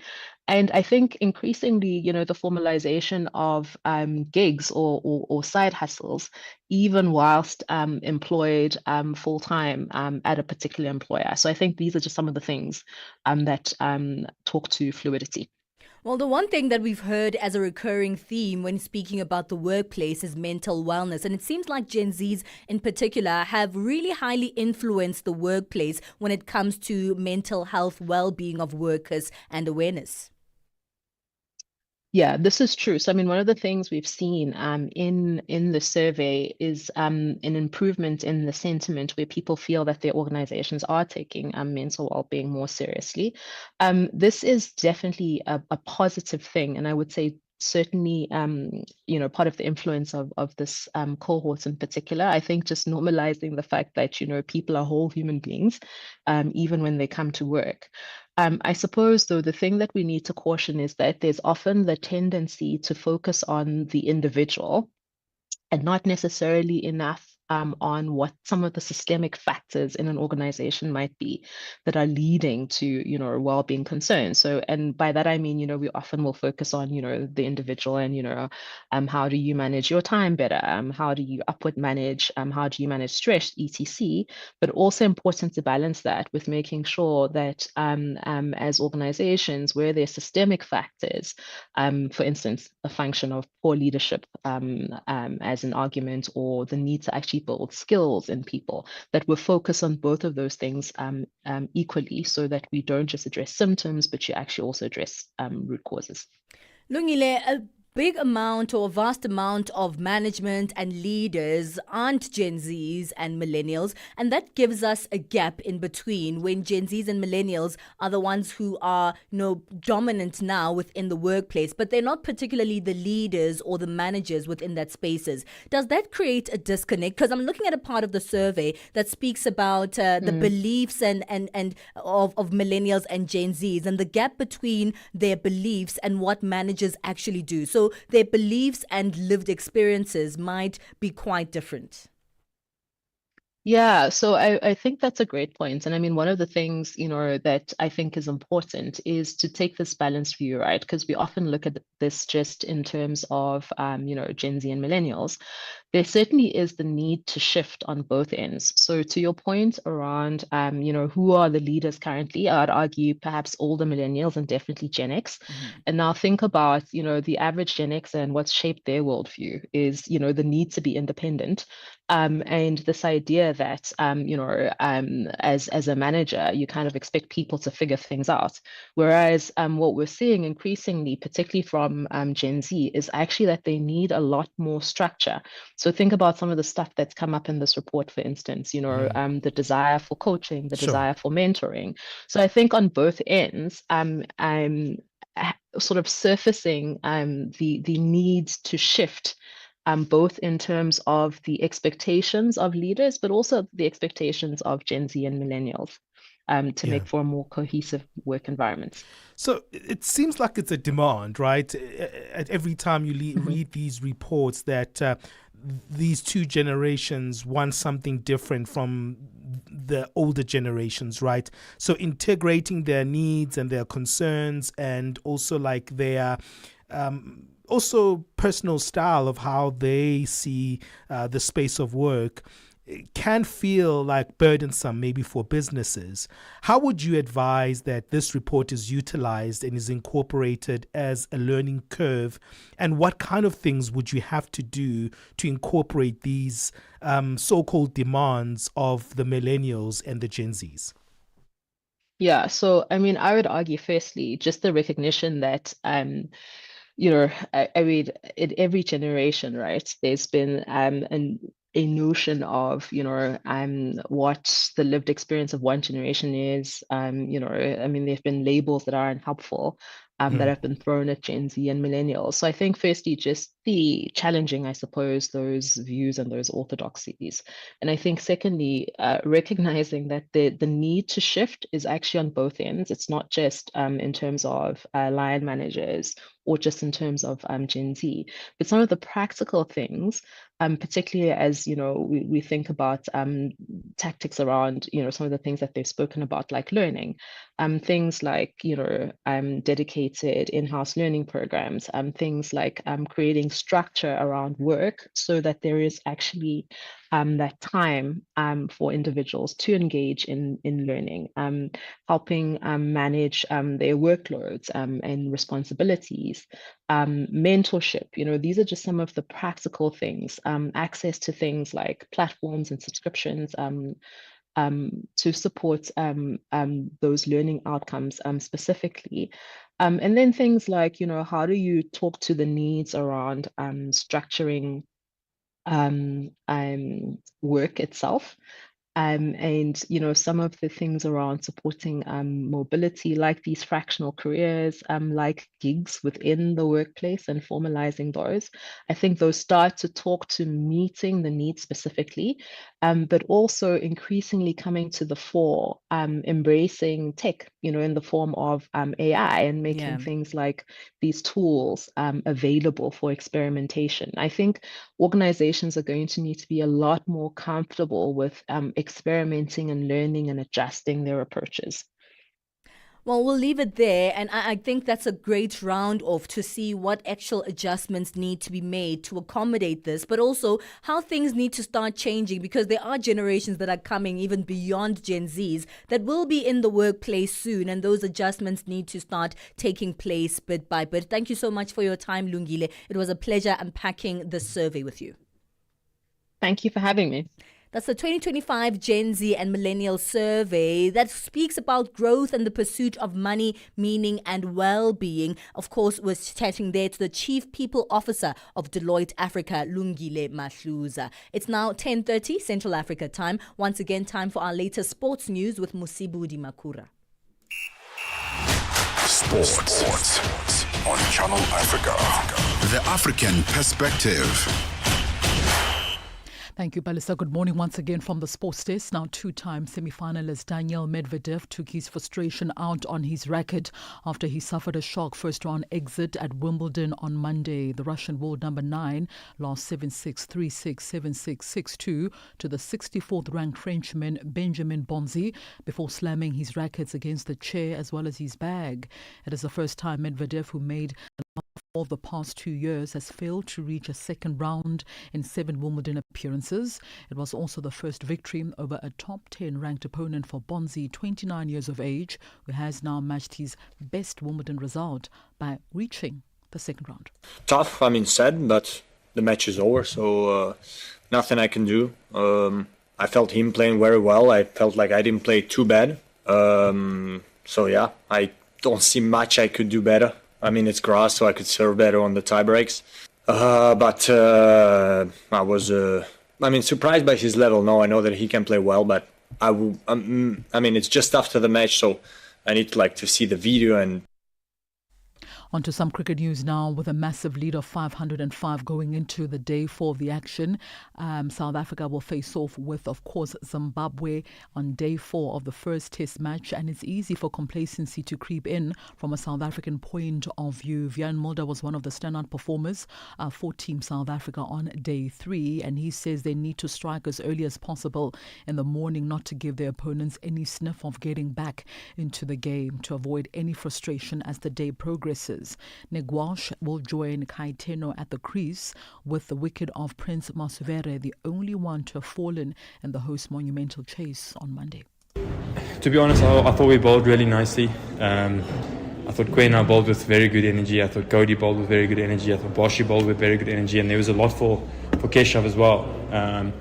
So I think if we can break the back of the Zimbabwean batting lineup in the middle, with Williams and Irvine and Welsh, I think it'll put us in a good position to win the game. But I think the important thing is how we start the first session tomorrow. I know we got that wicket tonight, which probably puts that session in our favour. At the same time, the all-rounder Vyan Mulder was more relieved than ecstatic after scoring his second Test 100 in less than 12 months when he led South Africa to a commanding 369 in their second innings against Zimbabwe in Bulawayo on Monday. The 27-year-old scored his first ton against Bangladesh just last year and says getting to triple figures in Test cricket is always a big achievement. Mulder says as much as this is a personal milestone, it is also important for him to continue helping the team win this match. Yeah, I've worked really hard on my batting. I always have. I've been someone who's batted in the top 4, top 5 most of my career, and it's been in the Test team.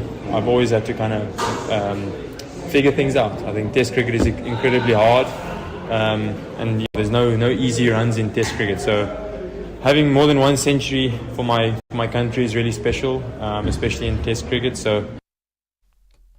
All right, so at the moment, action has just gotten underway. It is Zimbabwe now 66 for the loss of 3 wickets. They've already lost 2 wickets in the early morning session, now needing 471 runs to win this match. Football news now. Al Hilal's Italian coach Simeone Inzaghi has hailed his extraordinary team after Monday's stunning 4-3 extra time win over Premier League giants Manchester City at the FIFA Club World Cup. Inzaghi says he knew they had to do something extraordinary if they were to beat Manchester City. Inzaghi had only been in charge of the team for the first few days before their opening match against Real Madrid. It was a 1-1 draw in that game, and also gave credit to the team for that performance. They managed to also win all 3 of their matches in the group stages, beating Juventus 5-2 in their last game, and now into the last 8 of this FIFA Club World Cup. And finally, as a defending champion, South African Elroy Gelant will be under the spotlight when he lines up in the ABSA Run Your City Durban 10-kilometer race on the 13th of July. He'll be joined by Kenya's Vincent Kipkore, the fastest man in the field, who will also be among the top contenders for this win. Gelant is looking forward to defending his title. For the Durban leg, I will really go out there and defend my title. It will be great to defend my title and also see if I can get close to running a personal best in Durban. Obviously, it will also be a nice race to test my leg speed going into the World Championships. But yeah, I'm looking forward to the Durban leg. Right, so it's 10:35 a.m. Central African time. That's a wrap for your sports news, Asawam. I'm back with the final sports update for the morning in the next hour. For any sports stories you'd like to share with us, please send us an email to newsroom@channelafrica.co.za or call us on +27 11714 4459. For Channel Africa Sport, I am Musibudi Makura. Sports on Channel Africa. The African Perspective. Stella Longwe. Pamalonje. Palitusokoma pano pamalonje kumvera nyimbo za mu Africa kusangalala kupeza moyo akuti kumva moyo kuti kuyenda bwino pano pamalonje ndiyetu apa tili ndikatswiri oyimba ameneyu ndikatswiri wa dziko la Malawi amene akukhala mdziko la South Africa ndipo amayimba amene akuti ndi Big Nick Malawi. Yatusati kuti kodi moyo wanu woyimba ukuyenda bwanji mu Johannesburg? Moyo woyimba ukuyenda bwinobwino kwambiri, chiliyonse chikutheka ndithu bwinobwino. Ayi aziwoneka chiliyonse chikutheka mofa magrasi anu apa mwaka akuti kumenya yonse aziwoneka zoti azikutheka ndithu mu Johannesburg. Malonje panthawi ya 6 koloko kufikira 7 koloko madzulo lowiruka ndi Stella Longwe. Download the SABC app and take Channel Africa with you everywhere you go. Let's keep things moving with our latest business news. Chanduko Legege is standing by. Business news on Channel Africa. The African Perspective. Thank you, Palesa, and good morning. India has dispatched a team of geologists to Zambia to explore copper and cobalt deposits as New Delhi steps up efforts to secure critical mineral supplies essential to its energy transition. The Zambian government this year agreed to allocate 9,000 kilometers to India for the exploration of cobalt, a key component in batteries for electric vehicles and mobile phones, as well as for scouting copper, which is widely used in power generation, electronics and construction. The exploration project will last for 3 years and most of the analysis will be done in laboratories in India. The South African Police Service, SAPS, has launched its electric recruitment system on its official website, on which people aspiring to become police officers can now apply. The SAPS is on a drive to recruit 5,500 police trainees. For the first time in the history of its existence, the SAPS is using a digital platform to recruit officers. The SAPS says the move will help reduce paperwork, curb corruption and nepotism, and prevent lost applications. National Police spokesperson Amanda van Wyk says the 18th of this month is the deadline for the applications. The nationwide recruitment drive targets young men and women aged 18 to 35 to join as police trainees for the 2025-2026 financial year. Qualifying young men and women without criminal records and or pending criminal cases are encouraged to apply by visiting www.saps.gov.za/careers. Then select the e-recruitment portal from the drop-down menu. The 4 accused former South Africa's rail and post company Transnet executives will be back in the Specialized Commercial Crimes Court sitting in the Palm Beach Magistrate Court in Ekurhuleni in October the 6th. Brian Malife, Siyabonga Gama, Anuj Singh and Tamsanga Giane appeared in court yesterday and were granted bail of $2,824 each. They are facing fraud and corruption allegations involving tenders to acquire new locomotives. The accused handed themselves to police in southern Johannesburg to face fresh charges involving the acquisition of 95 locomotives. In 2022, they were arrested on similar charges involving the procurement of 1,062 locomotives. Karam Singh is a consultant at Corruption Watch. What will be more significant is to actually see the case progress in a procedural way and to actually see it lead to a successful prosecution. Many will say justice delayed is justice denied, but we can't forget. We can't forget all of the cases that have not been prosecuted, all of the investigations which need to still unfold. This is part of the challenge of living in a kind of democracy like we have. In other news, energy and water experts from the SADC region have gathered in Harare, Zimbabwe, to address challenges in electricity production and improve water management across the region. Electricity shortages plague the entire region, largely due to climate change-induced droughts, severely impacting power generation. Over the next 5 days, senior government officials and ministers responsible for energy and water will discuss strategies to unlock access to reliable, affordable and sustainable energy, which is crucial for powering economies. John Kasim filed this report. The Southern African Development Community, SADC, is convening the joint meeting of the committees of ministers responsible for energy and responsible for water in Harare this week. This ministerial meeting, which aims to strengthen regional collaboration and assess progress on key initiatives in the energy and water sectors, started Monday with senior officials meeting for the next 4 days. The joint ministerial session will coincide with the 30th anniversary of the Southern African Power Tool, established by a council decision in August 1995. Tesla's sales dropped for a sixth straight month in Sweden and Denmark in June, underscoring the challenges the EV maker faces as competitors gain market share and CEO Elon Musk's popularity declines. In Sweden, Tesla's registrations, which are a measure of sales, fell 64.4% in June from a year earlier. Tesla's sales were also down 61.6% in Denmark, where the US EV maker's revised Model Y sales fell 31.2% compared with last year at 1,155 cars, showing no signs of reviving the brand's fortunes. Let's have a look at financial indicators at this hour. $1 in Nigeria is at 1,000 naira 537, Botswana 13 pula 21, Kenya the dollar is at 128 shilling 495, Zambia 23 kwacha 79, BRICS countries $1 in Brazil is at 5 real 46, Russia 78 ruble 16, India 85 rupee 62, China 7 yuan 16, South Africa $1 is at 17 rand 74 cents. $1 is 72 pence to the British pound and 85 to the euro. Looking at commodities, gold is at $3,334, platinum at $1,340 per ounce, the price of Brent crude oil at $66.80 a barrel. That is all. For any business stories you'd like to share with us, please send us an email, newsroom@channelafrica.co.za, or you can call us on +27 11 714 4459. For Channel Africa Business, I am Chandruko Ligege.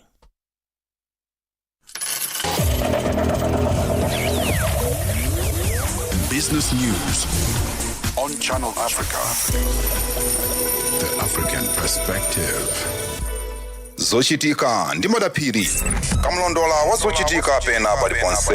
Unduna wa zamalonda kumalawi waletsa kampani yopanga shuga ya Ilovo yomwe ndi nthambi ya Ilovo Sugar Group Limited kuti isiye kutumiza shuga kumaiko akunja. Malingana ndi nduna ya zamalonda Vitumbuko Mumba, izi zithandiza kuti shuga yemwe yakusowa pamsika azipezeka. Ndiye pano ndili ndi George Muhangu amene ali mu mzinda wa Blantyre mu dziko la Malawi. Chimene chikupangitsa kuti shuga azisowa ndi chani? Chomwe chikupangitsa kuti shuga azisowa kudziwa ndichonena kuti panopo ili ngati off season ya makampani a Irovo Sugar Malawi kunena kuti sakutha kupanga shugayi okwanira chifukwa akukolola. Ndiye akamaliza kukolola pameneno atayambeno sopano kugaya shugayi kuti azipezeka. Chinanso ndichonena kuti ma distributors amene akumakagula sugar kaya ndi ku Irovo kaya ndi ku Salima Sugar akumagulisa ku maiko akunja ngati Zambia, Zimbabwe, Tanzania, Mozambique. Zochitika ndi madapiri lolemba mpaka lachisanu pa nthawi ya 7 koloko kufikira 8 koloko madzulo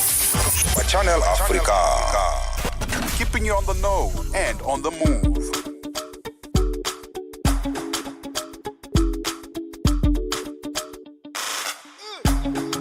For Africa, partner with Channel Africa because Africa's voice is the future.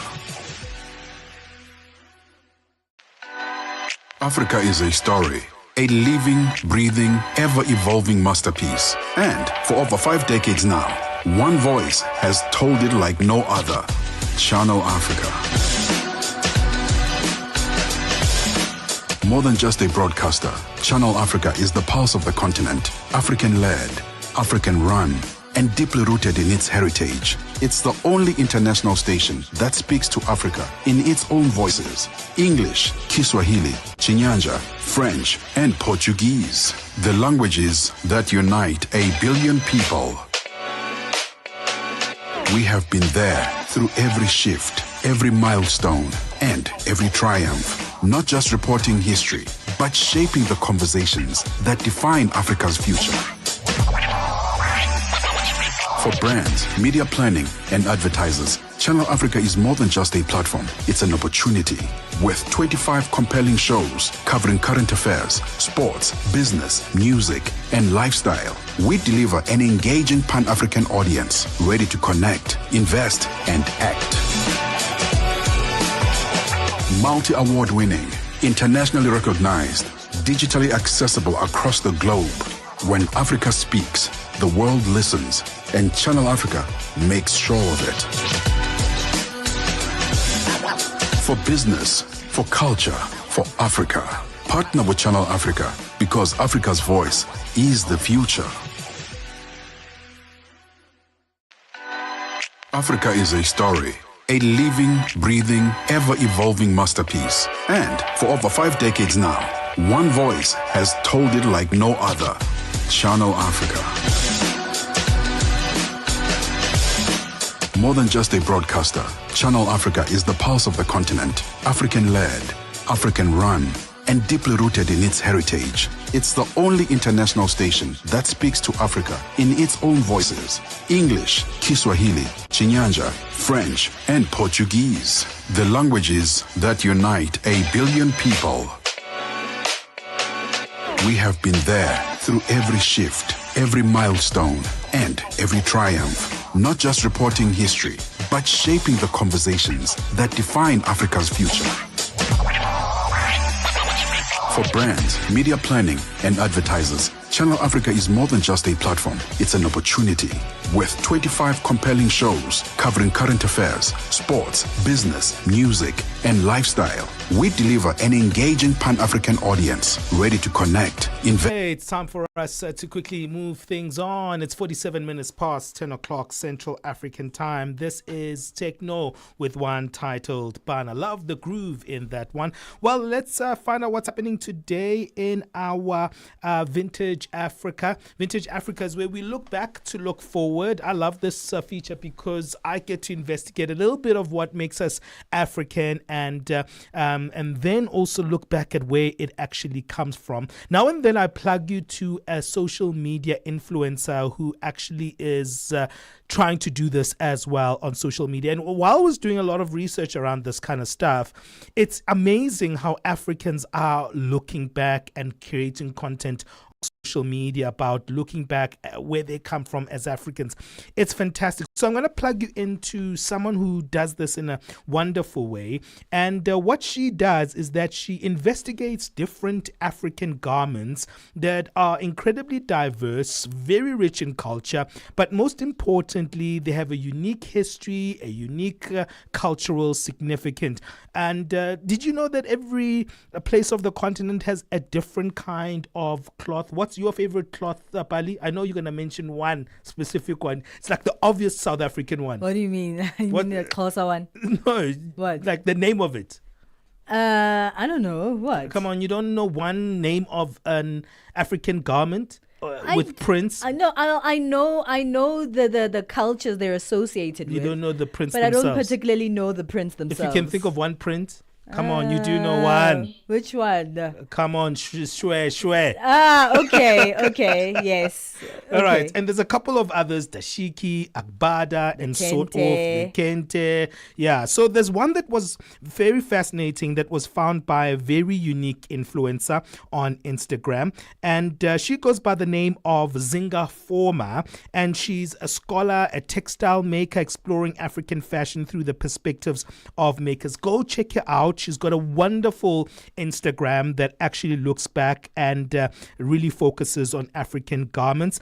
There's an interesting garment that she was looking at that I didn't know. It's called the Kaba Ngondo, and it's from West and Central Africa.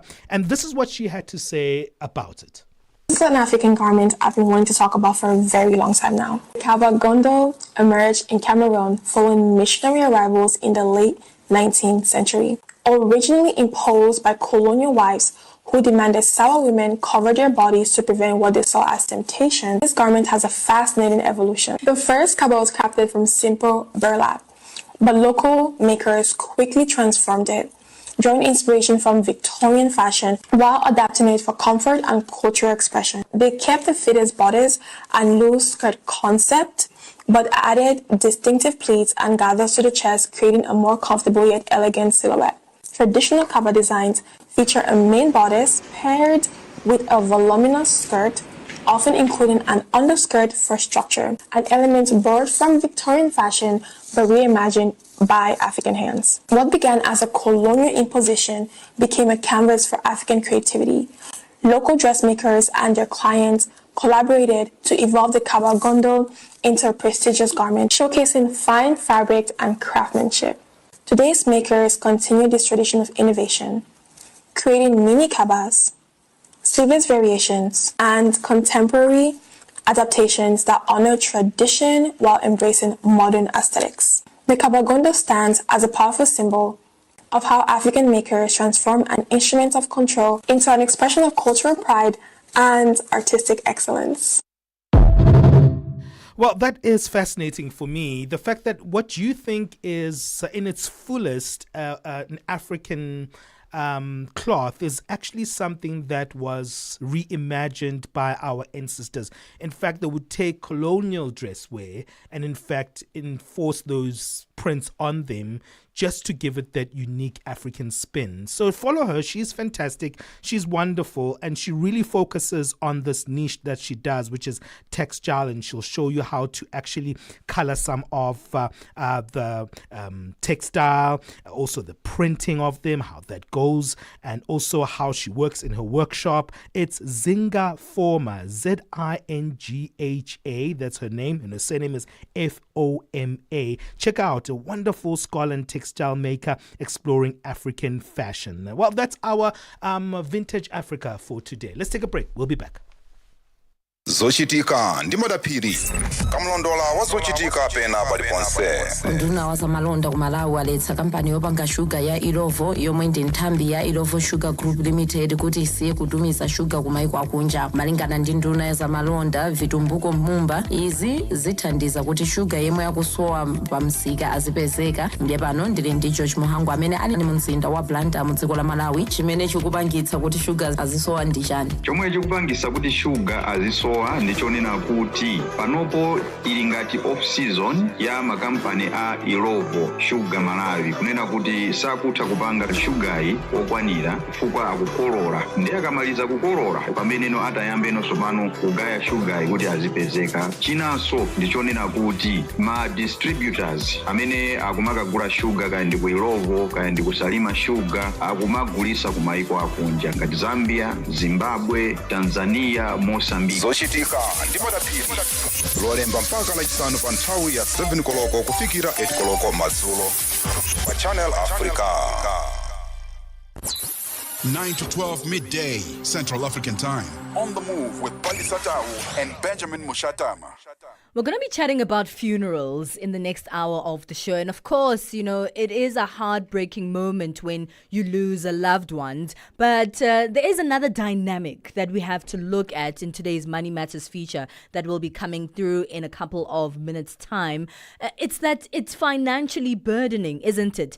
But as Africans, it's even more so because it feels like we're trying to make funerals even more lavish. And I mean, unfortunately, the person has passed on, and because we have to stay, why are we burdening ourselves so heavily with finances of a funeral? In fact, it shows that, you know, a lot of people have misconceptions that, you know, Africans can't save money, Africans, don't know how to take care of money. But seemingly when there is a death in the family, even if it is unexpected, there's money somewhere, there's money everywhere, but we are disposing and taking all the money from our savings. We're going out and taking out loans just so people can perceive us to be respecting Did you say the there's deceased. There's money everywhere. There's money everywhere. Where are you finding this money? I'm wondering, have you gone to some of the funerals? I'm always wondering, where are they finding all this money? Where's this money from? I think it's because there's a concerted effort in our cultures to actually save for funerals. If you don't save for a funeral, if you don't have a cover for your mom, Pali, I'm just saying, that is not cool.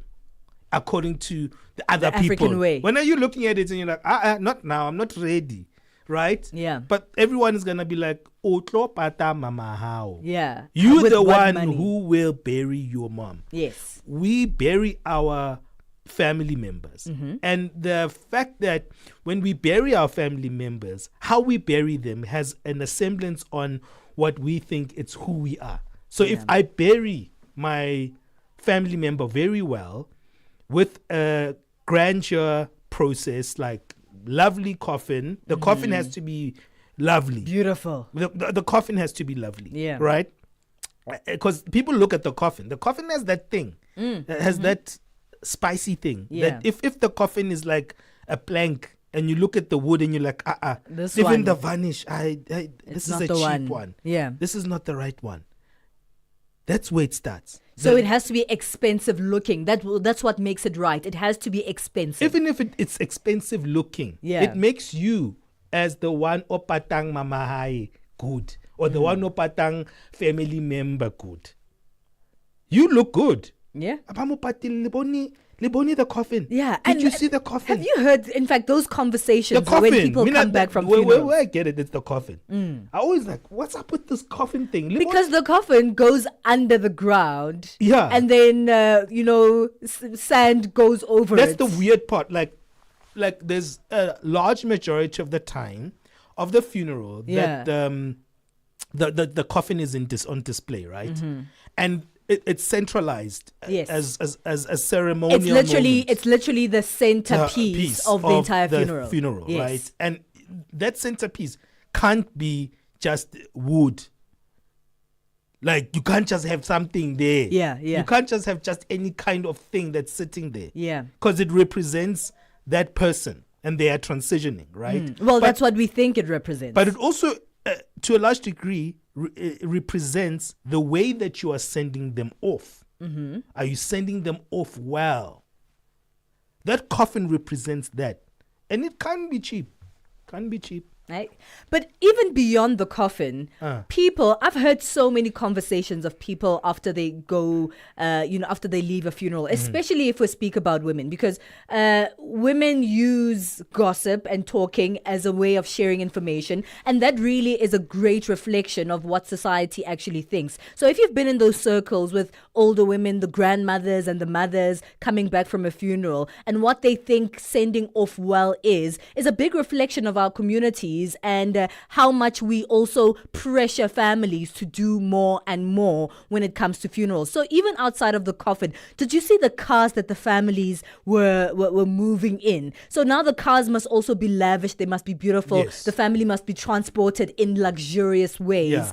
And then the amount of who are the food, guys who are the undertakers? The undertakers must be dressed well. The and undertakers' looking cars good. must be Amazing. Yeah, so the place that you also the place the latest coffin. SUV. So it's like business class cars, right? Business class cars must be a part of that. That takes the level up. What the families are wearing, they'll look at the mourners and where the mourners sit at the graveyard. So now there must be like beautiful deco at the graveyard where the family sits to bury their loved ones. Beautiful chairs in leather or velvet. Leather? Yes, in leather or velvet seats. I've never seen where those they ones. look good. Okay, you go to different funerals than I look, go there's to. a lot of things happening there at the funerals. And then the food, the amount of food, but also the quality of food that people expect when they go to funerals. The food is interesting because back in the day, I used to know that when you go to a funeral, you're going to get the limitation, right? You're not going to get a salad probably. Yeah. You're probably going to get like just meat and starch. And a starch, yeah. Right? And that's it. But Not now, anymore. the 7 colors are out. Yes. And it's becoming more expensive. Okay, we're going to be unpacking that in today's Money Matters feature. Stay with us. We're going into the next hour of the show. What would you like your funeral to be like? I know you don't have a choice by then. Buddy, that question. I know you won't have a choice is that by a then. question? No, it is because some people actually Is it leave not their dying depressing? wishes and say it is depressing, but it's real. We're all going there. Oh gosh, we are what all kind going. of funeral would you We like? are all going. Is that there. your talking point question You for have to- today? It isn't. It isn't. But I'm really interested to find out if Yeah. people actually want those lavish funerals, Okay. or if it is the families who are imposing what they think a good send-off is for their loved ones. Okay. It's 11 a.m. Central Africa time. Let's move on into that conversation right now. But first, Onelenzinzi has our latest news. SABC News. The African Perspective. Thank you, Palesa. Looking at your top stories, the reburial of Liberia's former President William Tolbert and a food distribution system in Gaza defended. The latest news, greetings to our listeners. Liberia's former President William Tolbert is set to receive a symbolic reburial today, 45 years after he was murdered during a coup and his body believed to be dumped in a mass grave. 10 days after the president's killing, following trials by a kangaroo court, 13 of his cabinet were stripped, tied to stakes, and then executed by a firing squad on a beach next to an army barracks in the capital, Monrovia. None of the 14 corpses have been found, but each man is due to get a state funeral at a ceremony attended by President Joseph Boakai and other dignitaries.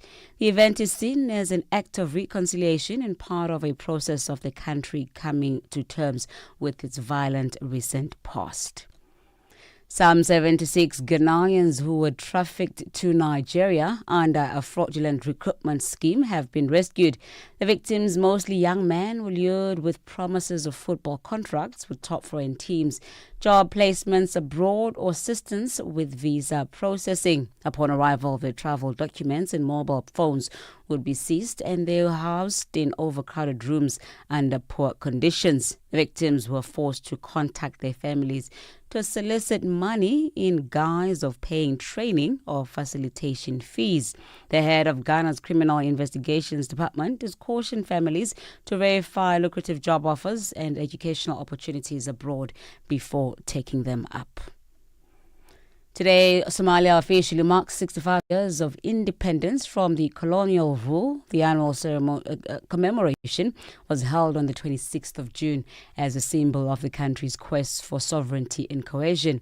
Sivan amid ongoing political complexities and calls for secession from Somaliland. The 26th of June 1960 is the day in which British Somaliland gained independence, just 5 days before uniting with Italian Somaliland to form the Somali Republic on the 1st of July of the same year. Professor of Technology Innovation Studies at the Tshwane University of Technology, Mamo Munchi, explains. So when the unity happens, they started July 1 to be the day for the celebration of. The problem with Somalia is that it was divided by the British, the French, the Italians. So you have areas, the northern part is with the British and the other parts Italian. So you had these divisions, and this has also affected the attitude of the people. Those who are in the British side feel differently from those who are from the Italian and the French side. So we still have this colonial mentality not removed, and that is a serious issue.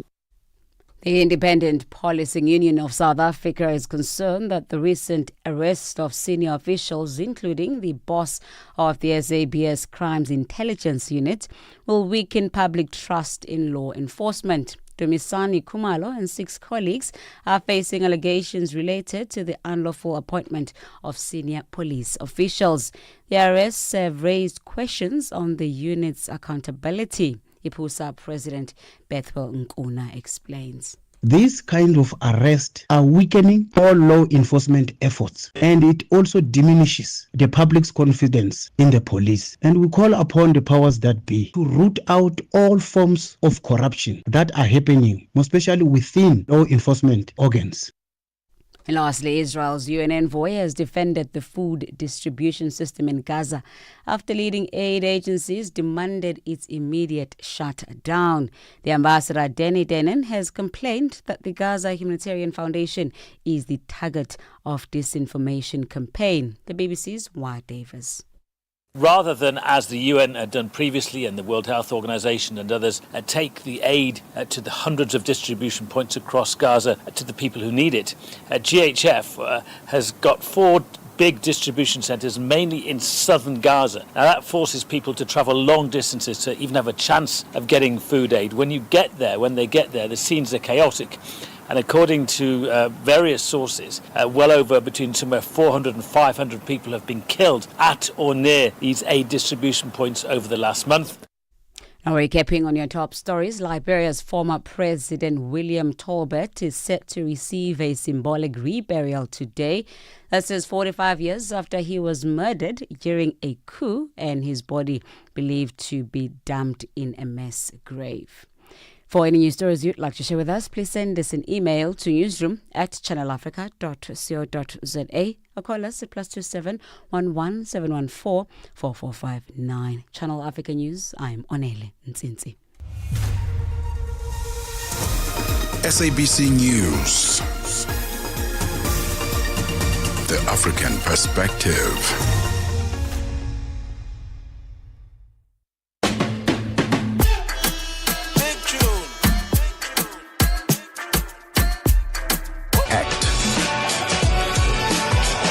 Multi-award winning, internationally recognized, digitally accessible across the globe. When Africa speaks, the world listens, and Channel Africa makes sure of it. It's actually shocking how we know that, unfortunately, death is a part of the life cycle. It's part of all our lives. Our loved ones will go. We will eventually go as well. But we don't really center the conversations of a death around funerals and our desires thereof. All we do is like make sure that you have a particular policy. Hey, do you have a funeral policy? In fact, I feel like less people have life policies than they have funeral policies, because we've created a system and a norm here on the African continent that we need to just send off people well, which is good. There's nothing wrong with that. But sending well means sending expensively, meaning you have to use as much money as possible to make the send off of your loved ones look as lavish as possible, to your pleasing, but also to the pleasing of the communities, so people don't say bad things about you. In fact, Ben was a little bit shocked when I asked, what would you like your funeral to be like? Why is that not a conversation that we have in our families? Yeah. Like, guys, let's have a sit down. I want this for myself, but I also want this for you when I pass. This is how I would like my funeral to look like. But it's not an easy conversation It's to have. not. Yeah, It isn't. that's why I'm like, whoa, wait a minute, because it's not easy. Yeah. I know we are speaking content, we're on radio, and this is a subject matter that we're putting out there. But in reality, sitting down and thinking even that I want my funeral to look like this, it's not an adventure ride that many of us will take. Of course not. And those are not the conversations that are had usually, Sure. but they should be had more often. I've had that conversation. In fact, my mom has had that conversation with us. She sat us down, my sisters and I, and said, spoken about death, but also spoken about the things that she would like at the funeral. And thank goodness, she made it very clear that she didn't want it to be about luxury, but there were things that she felt weren't particularly luxurious. I love how you say, thank goodness. You're like, no, I don't have to spend on Thank goodness. this. Thank goodness. I feel like it's a very forward-thinking way to look at it. I want the same thing for myself. I don't want it to be luxurious or lavish or particularly expensive, but there are things for me that are more heartfelt, that feel like a good send-off outside of the most expensive coffin or luxury SUVs to take me to the burial site. I don't know if I agree, because I think to a large extent, if you can afford it, if you've got that policy that accommodates it, why not do it? That's your final hour. That's the last moment you're going to be saying goodbye to that family member. That's how you actually show your devotion to the life that they live. And the bigger, the better to say goodbye. Why not? Why not? I think at times we want to keep things small and quiet and whatever, but in that moment, it's a big occasion to say goodbye. And that's how we see it in many of our communities. It's our last send-off. Well, we're going into that conversation in today's Money Matters feature. That's where we speak all things personal finance. And we're speaking about African funerals, why they're so expensive, why they're so lavish, and how we can really make sure that we're not really breaking bank, taking out loans, and left with nothing after sending off our loved ones. We also have a poll for you there on our social media platforms. That's our On the Move poll. And we're asking you the question, are we honoring the dead at the expense of the living? Is it time to rethink how we celebrate life? And the options we give you there are yes, funerals are too expensive. No, it's part of our culture.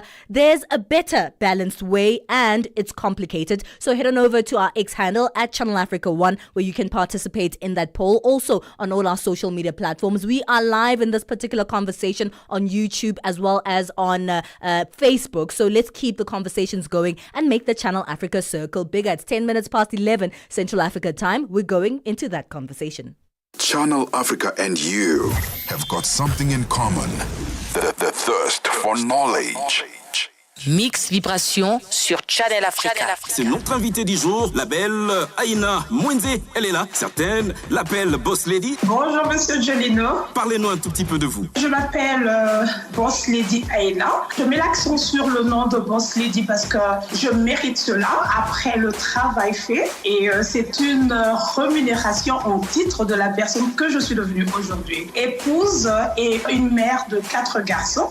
Et voilà ce que je peux dire pour l'instant. Et vous vous êtes lancé dans le business. Comment c'est venu? En tant que mère et se retrouvant dans les pays étrangers, particulièrement en Afrique du Sud, je me disais que laisser les enfants sur la charge des travailleurs ou d'une bonne, ça serait pas très intéressant. Je me suis dit, bon, je dois essayer de m'organiser et trouver un emploi que je peux faire. Mix Vibration, tous les dimanches de 18h à 19h, temps universel. Vue d'Afrique avec Joël Mouteba. Cette peur d'un point de non-retour nucléaire suffit-elle selon vous à légitimer une telle offensive, monsieur Taladi? Absolument pas du tout. Cela fait plus de 30 ans que l'Israël crie haut et fort sur les toits, où il veut se faire entendre que l'Iran serait à 1 an pour obtenir l'arme nucléaire. Parfois, l'Iran serait à 6 mois. Parfois, l'Iran serait à 2 semaines pour obtenir son arme nucléaire. curieusement, jusqu'à ce jour, il n'y a toujours aucune preuve que l'Iran a obtenu cette arme nucléaire en dépit des déclarations d'Israël et de certaines puissances parfois. Vue d'Afrique. Du lundi au vendredi de 15h à 16h, temps universel. Download the SABC app and take Channel Africa with you everywhere you go. It's 12 minutes past 11 Central Africa time. This is our Money Matters feature here on The Move. And this is where we speak all things personal finance. And there are big defining moments in the journey of our lives, but also in the journey of our finances. Obviously, it's the life and the death. Unfortunately, it's a conversation we need to have because we all go through that life cycle. And the sad part is that our loved ones, those that we want to spend forever with, will also leave us at some point in time. And that brings us to the conversation of the funeral, right? Once someone leaves us, that's the first thing we have to think about. How do we send this person off in a way that is meaningful, in a way that is respectful, in a way that is purposeful, but also in a way that pleases us? And that also means money, money, money. You can come from different sides of this perspective. The fact that if you have the money to spend and if you want your person to be sent off well, it has to be lavish, it has to be expensive, and it has to reflect beauty in all ways. But there's also another perspective. People are taking out loans, people are emptying out their savings, and sometimes, and in fact a lot of times, families after a send-off are left completely broke and without being able to take care of their finances. So we're unpacking the financial impact of high-cost funerals, looking at smarter ways to celebrate life well lived, and also challenging the idea that love and respect must come with a high price tag. Botswana-based Managing Director of Youth Professionals Business Consultants, Lebogang Maroba, joins us on the line to have this conversation. Lebogang, thank you so much for your time this morning. You know, we get a lot of shock when people ask, hey, let's speak about funerals, let's speak about death, but it's obviously part of our life cycle, but a very important part of our finances as well. That is very true. Good morning, and thank you very much for the invite. It's a pleasure. So one thing for me, when we're talking about funerals, I was actually listening to the conversation as you guys were introducing the topic. Yeah. And the thing with me, what I feel is we're moving away from having meaningful and respectful funerals because ultimately, when we're looking at a funeral, it's for the living to grieve and remember, right? It is not really about the send off of the person. So when we're looking at it, it's a personal management of your finances. When you're looking at bad debt and good debt, any debt that you're going to take that will not yield any return on that is not giving you anything like money back. You're not building wealth with it. It's essentially what we call a bad debt, right? So you're going to take all this money and send this person off in a very lavish funeral, and then you're left with the responsibilities of now taking care of that capital, that loan that you have taken out, and you're taking from your disposable income. So for me, I feel like when you're looking at funerals and also from the financial part of it, you have to, affordability is what matters before everything. If you can afford it, if it doesn't take away from your budget. Yeah. You know, funerals, apologies there, funerals are cultural to a huge perspective and traditional to a huge perspective, especially if we're speaking about here in Africa. We want to integrate and implement a lot of traditional values, a lot of cultural values, and something that's not particularly traditional or cultural, but it's more community-based in the way that we do things as our communities, is that we have to come together to be a part of the funeral experience, right? And to help the family mourn. But that also comes with a financial burden to the family that is mourning, which is quite, I find it quite weird, something that we do here in our African cultures, that to help someone mourn, they have to now spend on you. They have to spend on you. One culture that I was hoping that we could continue with without changing. If you remember how funerals were carried out during the COVID times, those funerals, the people that needed to be there were there. And the funeral, there was no eating during memorials. There was no, you bear in mind in Africa, when someone passes now 7 days, there's that whole 7 days of, in Setswana we say merapelo. Yeah. And in these merapelos, you're feeding the people, you're feeding the crowd.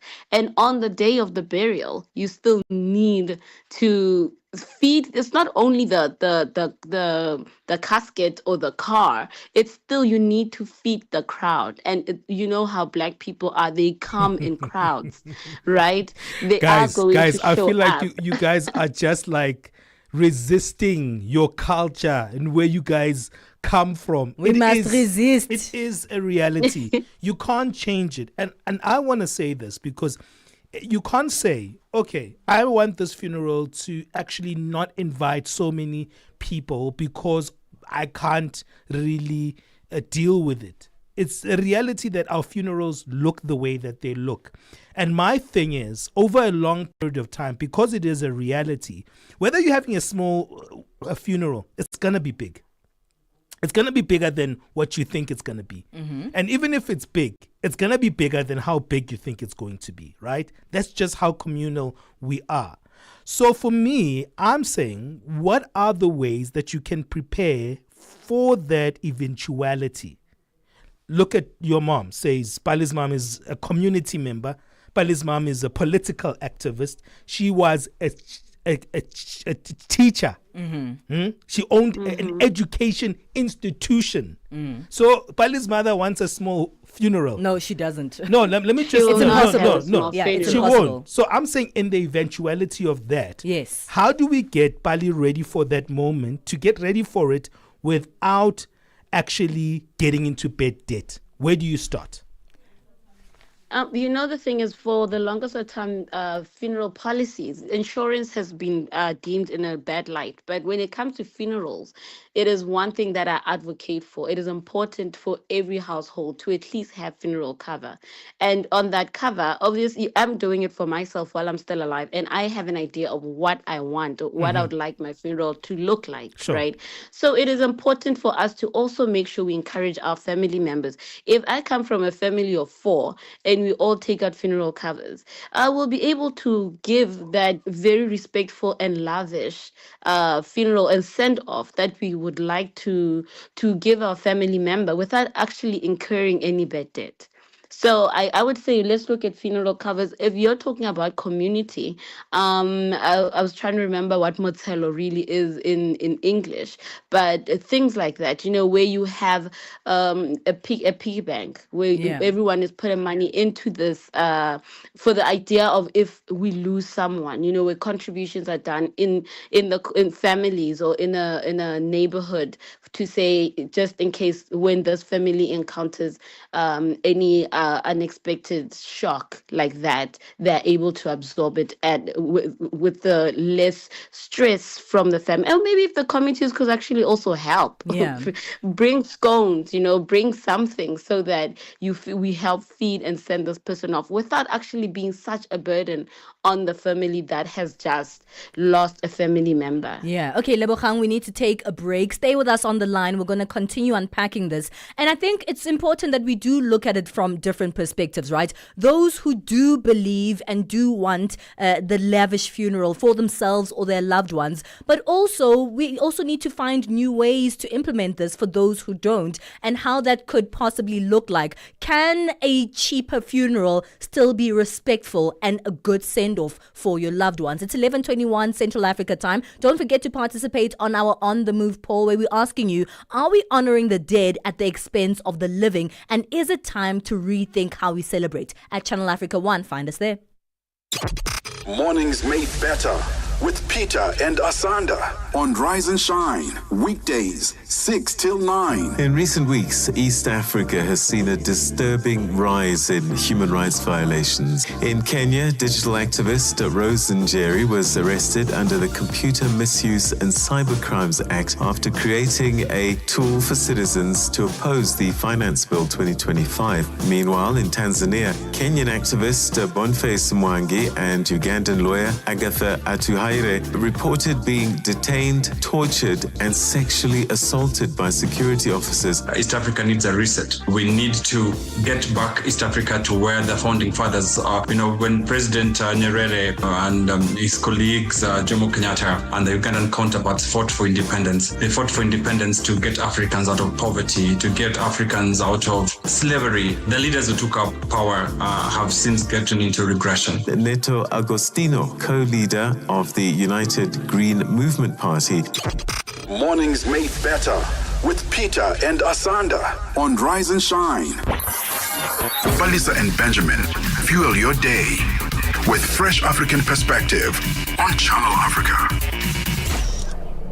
Are we honoring the dead at the expense of the living? That's our Money Matters feature today. A very uncomfortable one, but one that we need to talk about. Funerals and the finances around them. Helping us on this one is Botswana-based Lebogang Maroba, who is a managing director of Young Professionals Business Consultants. Lebogang, this is such an important thing that you highlighted. The fact that we have stokvels or group savings as Africans, and that's also a way for us to save money for our funerals. But also, there are ways that you can even counter this when it comes to resources. I know here in South Africa, we have what we call societies, where our mothers and our fathers, young people are starting to get into it now, where they form these societies where they actually have money that is saved up for the day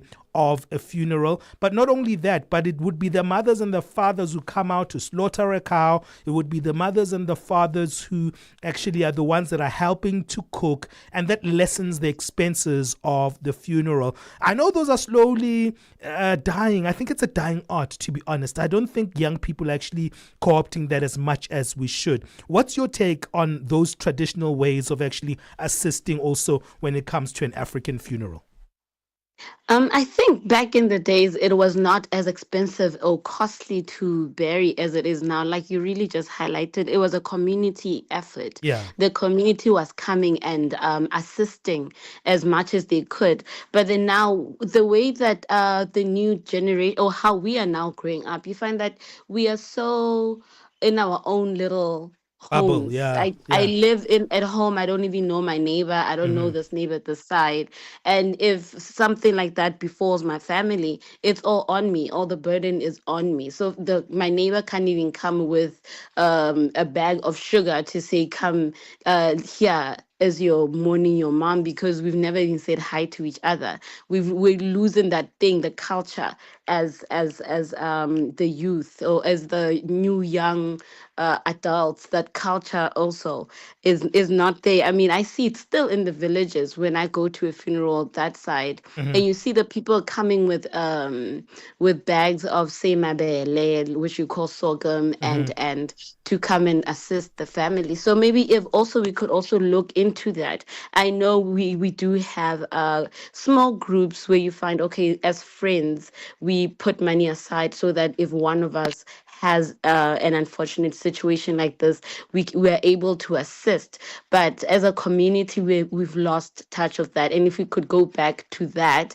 we'd be able to still send off our family members in the best way possible, like the way that we know now. We are happy that, okay, we gave them a good send off, but without actually breaking the bank. You used a very interesting phrase there, a good send-off. Usually a good send-off is equated to a blingy coffin or a whole lot of food that's going to go off because not enough people Drive came. off in a limousine. Driving Luxury off cars. in a limousine, you know. Yes. You know, those things are...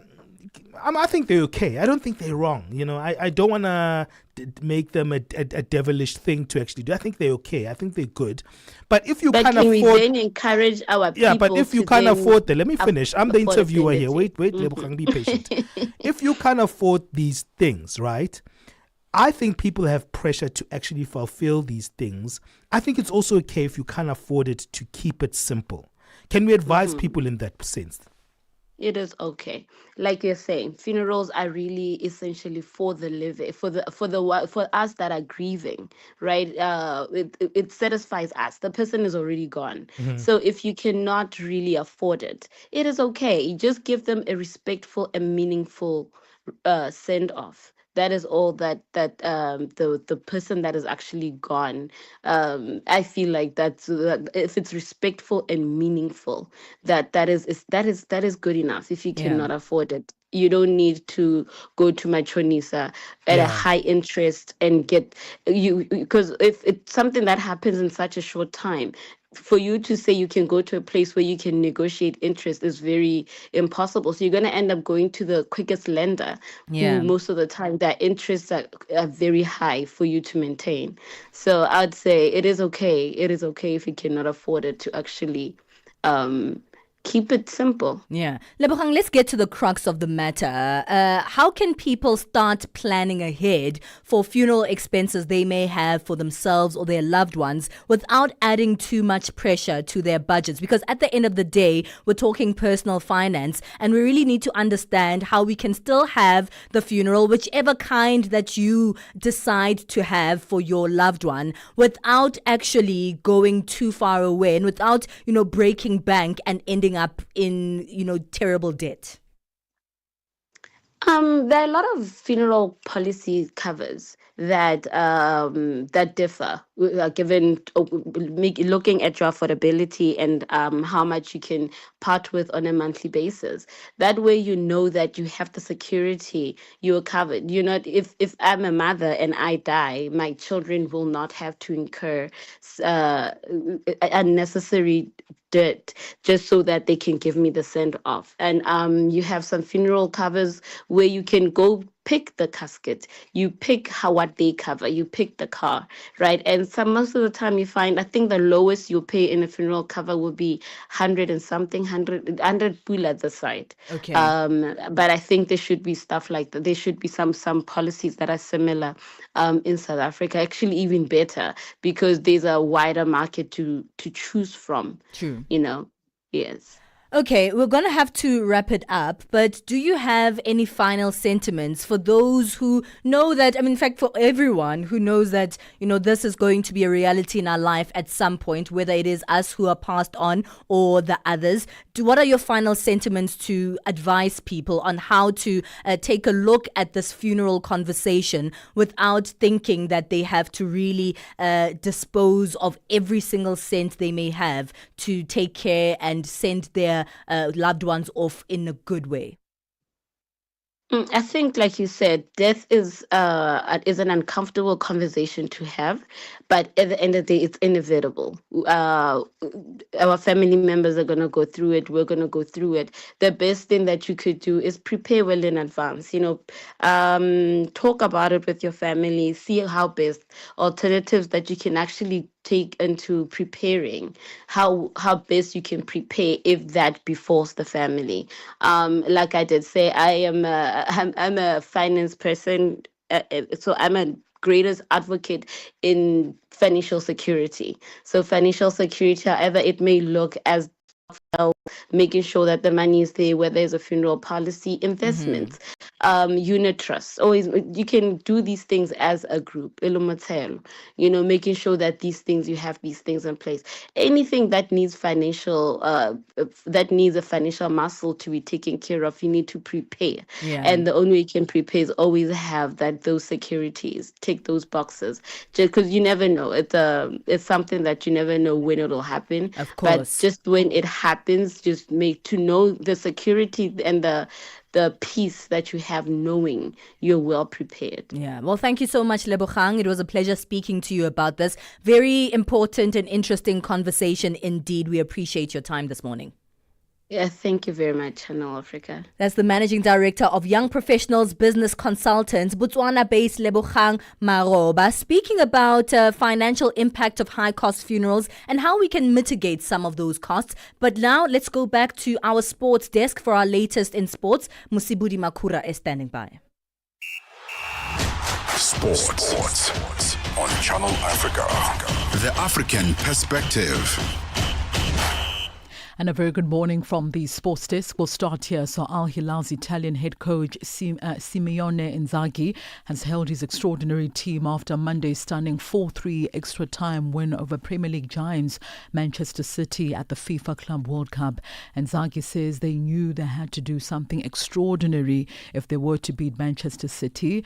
Inzaghi also had only been in charge of the team for a few days before the opening game, where his side drew with Real Madrid, and also said the credit for that performance belongs to the players. Meanwhile, City had won all of their group stage matches, and after a 5-2 win over Juventus in their last game before the knockout stage, they were viewed as favourites for the title, but only to be beaten by the Saudi Arabian Pro League side. Meanwhile, City boss Pep Guardiola had this to say about their elimination from the FIFA Club World Cup. Nothing to say. We would have loved to continue because it's not easy to be here once every 4 years. And we were there. I had the feeling that the team still have that feeling that the team is doing well. But yeah, we go home and now time to rest, to refresh our minds, and we come back for the next season. On to tennis news now. Two-time semi-finalist Daniil Medvedev took his frustration out on his racket after he suffered a shock first-round exit at Wimbledon. The Russian world number 9 7-6, 3-6, 7-6, 6-2 to the 64th ranked Frenchman Benjamin Bonzi before slamming his rackets against his chair and his bag. It is the first time Medvedev, who had made the last 4 in the past 2 years, has failed to reach the second round in 7 Wimbledon appearances. It was also the first victory over a top 10 ranked opponent for Bonzi, 29 years of age, who has now matched his best Wimbledon result by reaching the second round.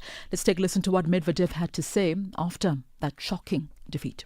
Tough, sad, but the match is over, so nothing I can do. I felt him playing very well. I felt like I didn't play too bad. So yeah, I don't see much I could do better. It's grass, so I could serve better on the tie breaks. But I was, surprised by his level. No, I know that he can play well, but it's just after the match, so I need to see the video. And on to summer, still on tennis news, the world number 33, Julia Putintseva, raised security concerns after a spectator during her first round match at Wimbledon asking for them to be ejected. Now, early in on her match against the USA's Amanda Anisimova on court 15, the 30-year-old complained directly to the umpire about a spectator whom she described as crazy and dangerous. A club spokesperson said the matter was dealt with. Now, during a change of ends, when she was trailing 3-love in the opening set, Putintseva from Kazakhstan first voiced her concerns. She was then seen pointing towards an area of the crowd and described the person as wearing green. The chair umpire came down onto the court and spoke to 3 members of the security staff. So when Putintseva was told play would then resume, she was heard saying she did not want to do so until security handled the issue. Putintseva was quite emotional later on in that match, went on to lose it in 2 straight sets, 6-love and 6-love in just 45 minutes. And finally, as the defending champion, South African Elroy Gelant will be under the spotlight when he lines up for the ABSA Run Your City Durban 10-kilometre race on the 13th of July in the KwaZulu-Natal province. He will be joined by Kenya's Vincent Kipkore, the fastest man in the field, who will also be among the top contenders for the win. Gelant wants to defend this title in the upcoming run. For the Durban leg, I will really go out there and defend my title. It will be great to defend my title and also see if I can get close to running a personal best in Durban. Obviously, it will also be a nice race to test my leg speed going into the World Championships. But yeah, I'm looking forward to the Durban leg. That's a wrap of your morning sports news right here on Channel Africa. More sporting updates coming up in the next hour. For any sports stories you'd like to share with us, send us an email to newsroom@channelafrica.co.za or give us a call on +27 11714 4459. For Channel Africa Sport, I am Musibudi Makura. Sports on Channel Africa. The African perspective. Ahoy, matey! Captain here to help, right, boys?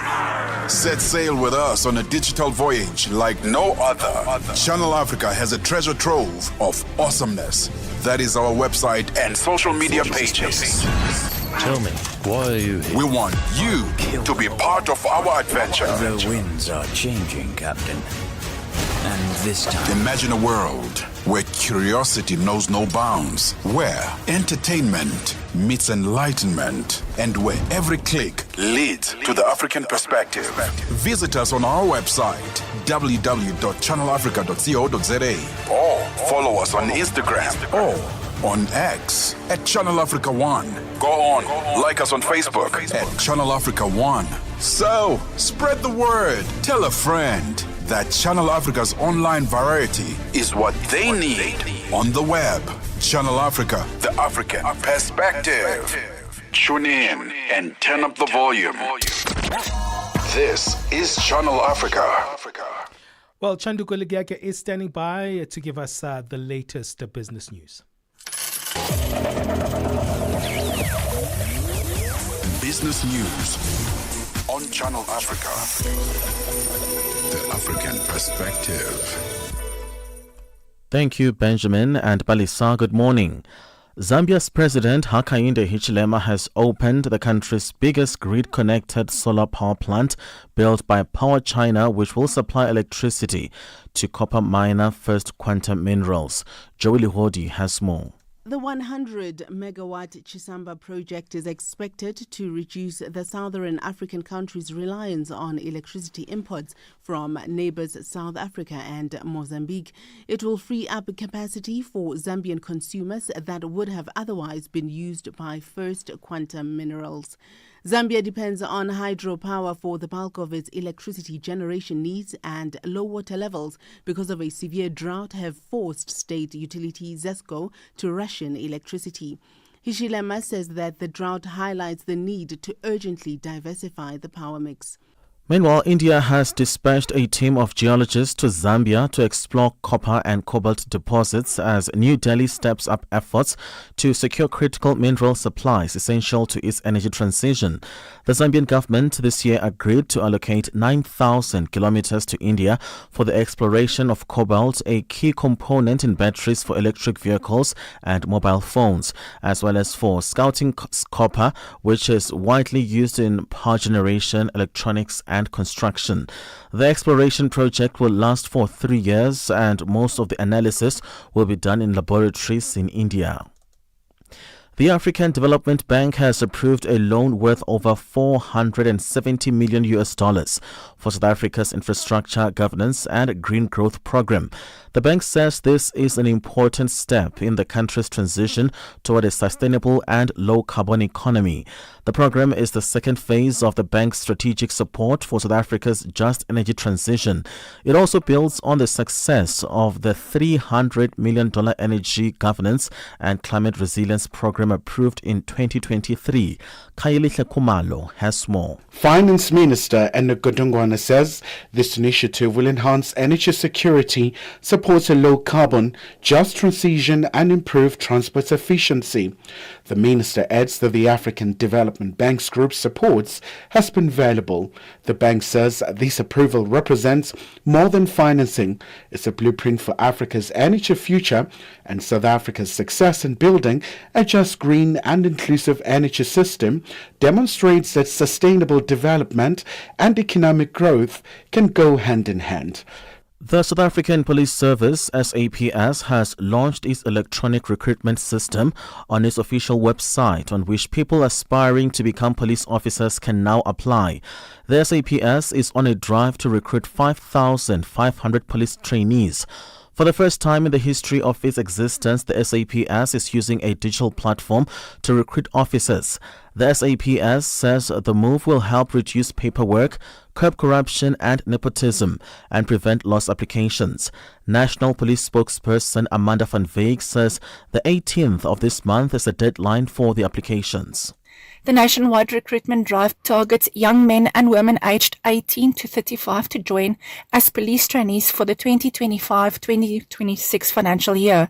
qualifying young men and women without criminal records and or pending criminal cases are encouraged to apply by visiting www.saps.gov.za/careers. Then select the e-recruitment portal from the drop-down menu.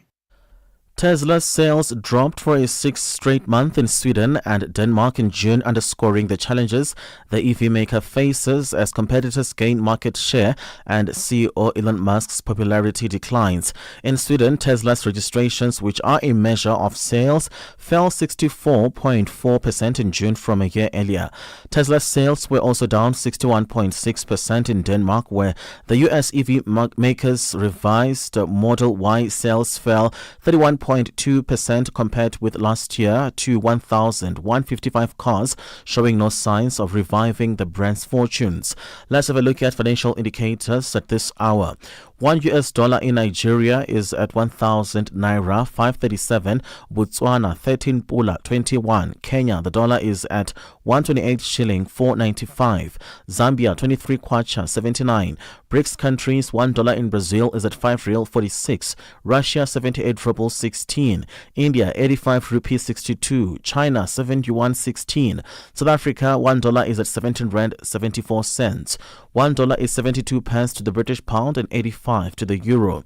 Commodities: gold is at $3,334, platinum at $1,340 per ounce. The price of Brent crude oil $66.80 a barrel.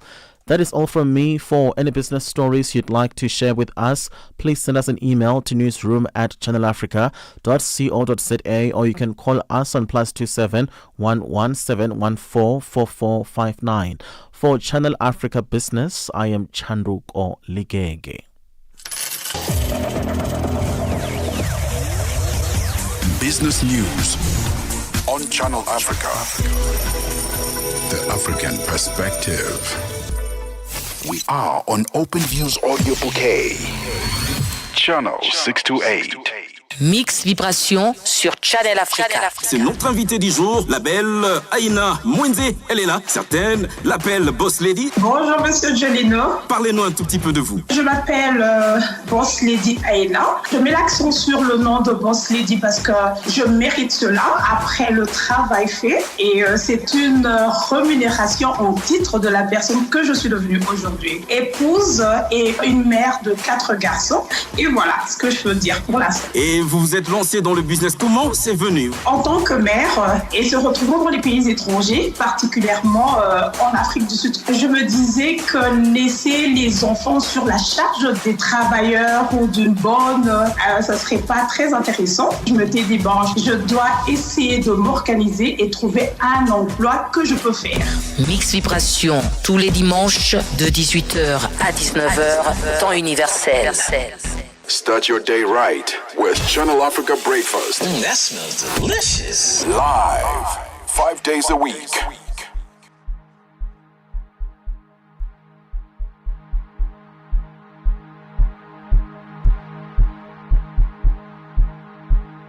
Benjamin Moshatama and Palesa on the move.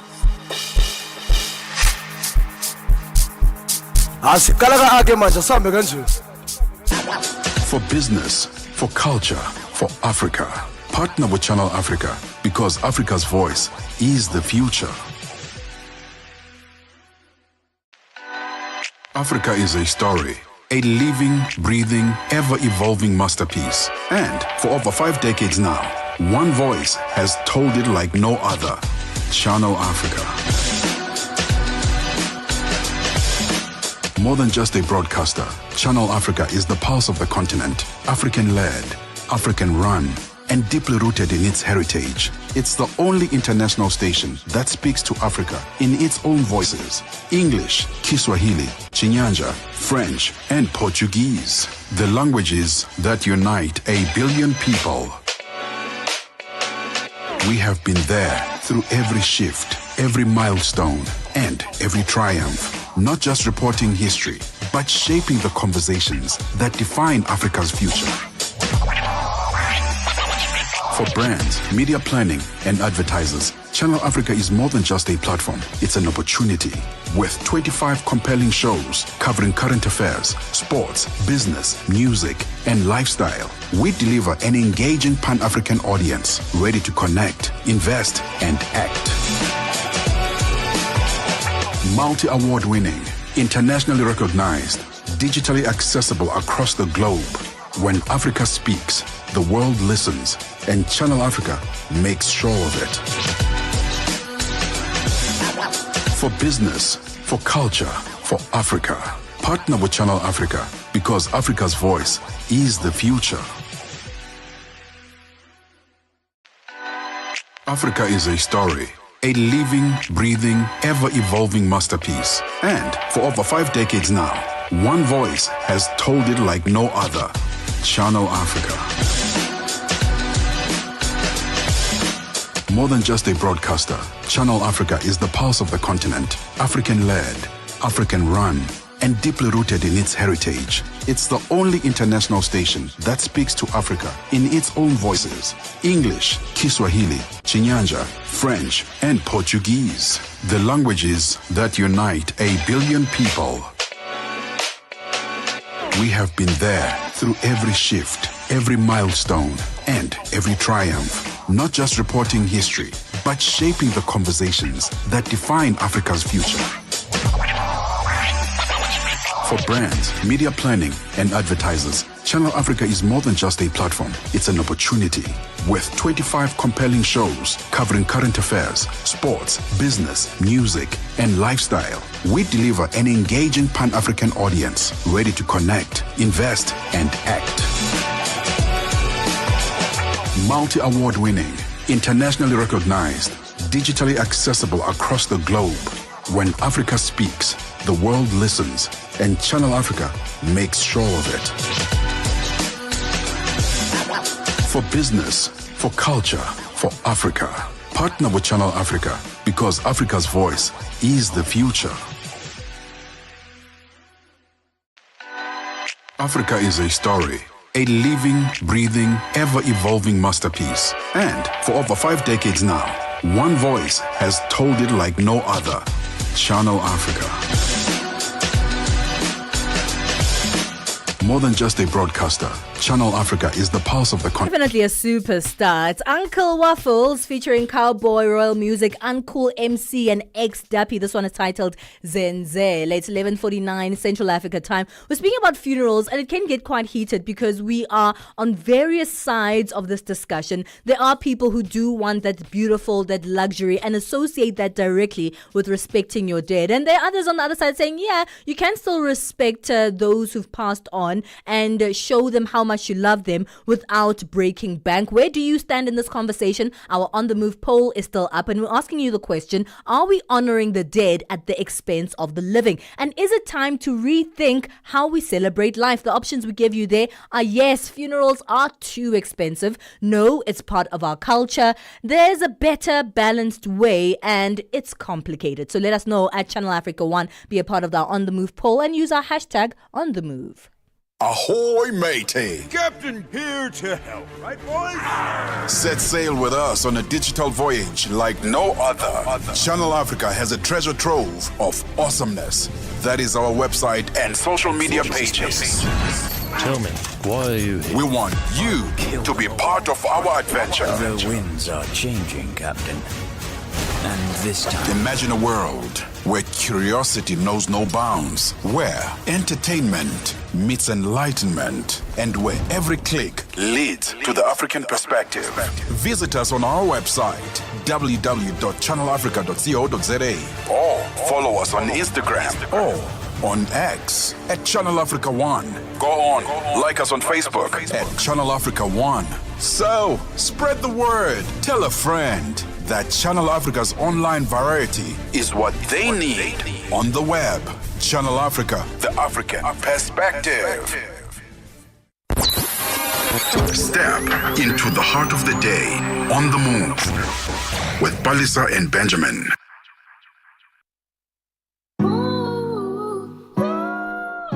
Wow. not this song.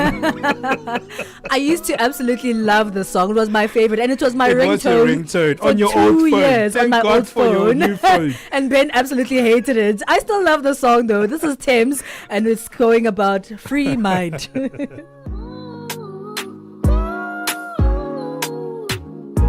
Continent, African-led, African-run, and deeply rooted in its heritage. It's the only international station that speaks to Africa in its own voices: English, Kiswahili, Chinyanja, French, and Portuguese. The languages that unite 1 billion people. We have been there through every shift, every milestone, and every triumph. Not just reporting history, but shaping the conversations that define Africa's future.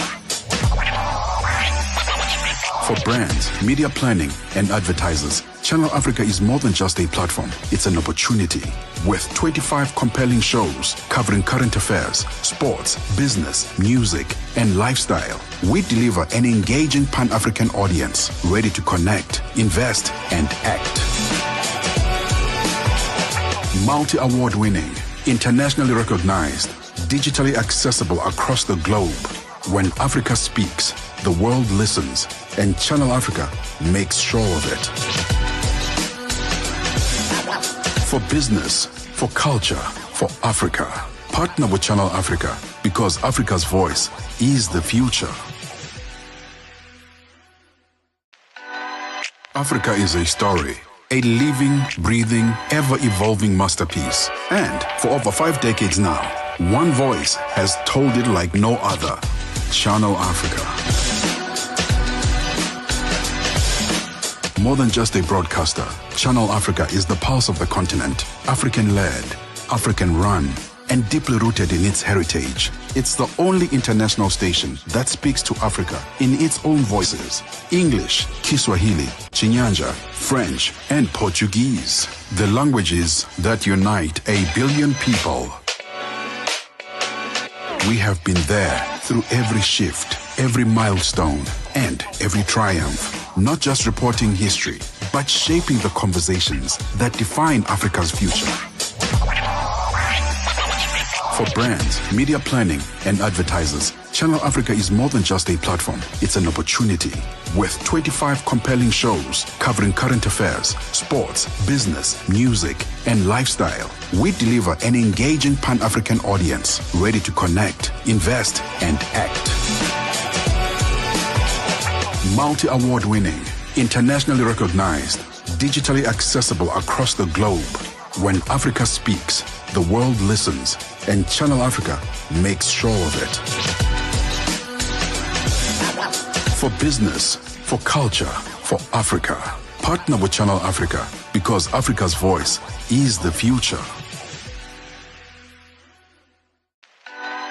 Africa is a story, a living, breathing, ever-evolving masterpiece. And for over 5 decades now, one voice has told it like no other. Channel Africa. Song. This is Thames with Free Mind. We're wrapping up and about to say goodbye, but you know we don't do that without finding out what's coming up next on the Africa Update. Lulu Gabu is here to let us know. Good morning, Lulu. Good morning. Happy Tuesday. Happy Tuesday and happy 1st of July. Happy 1st of July. Yay. Yay. You know, a pinch and a punch for the first day of the month. Of course. Yeah.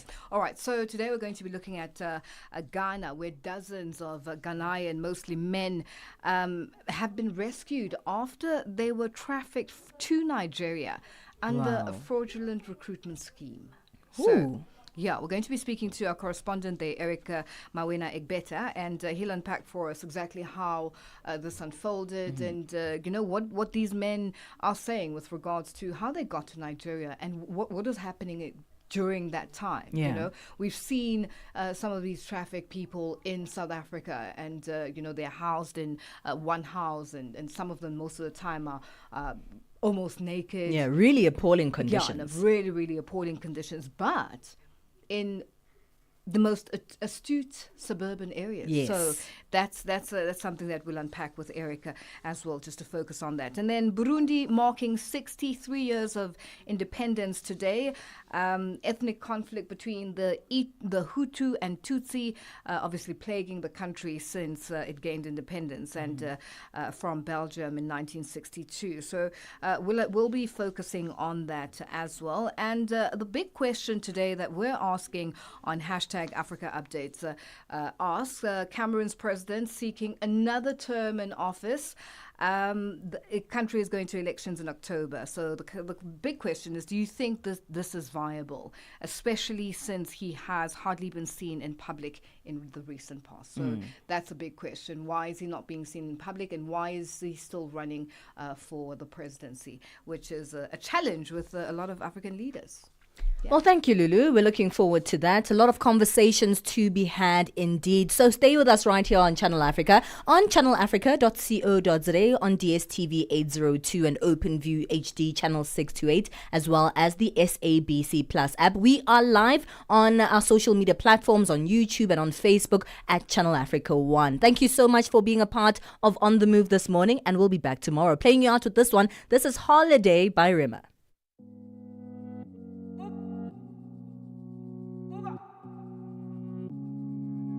Another banger.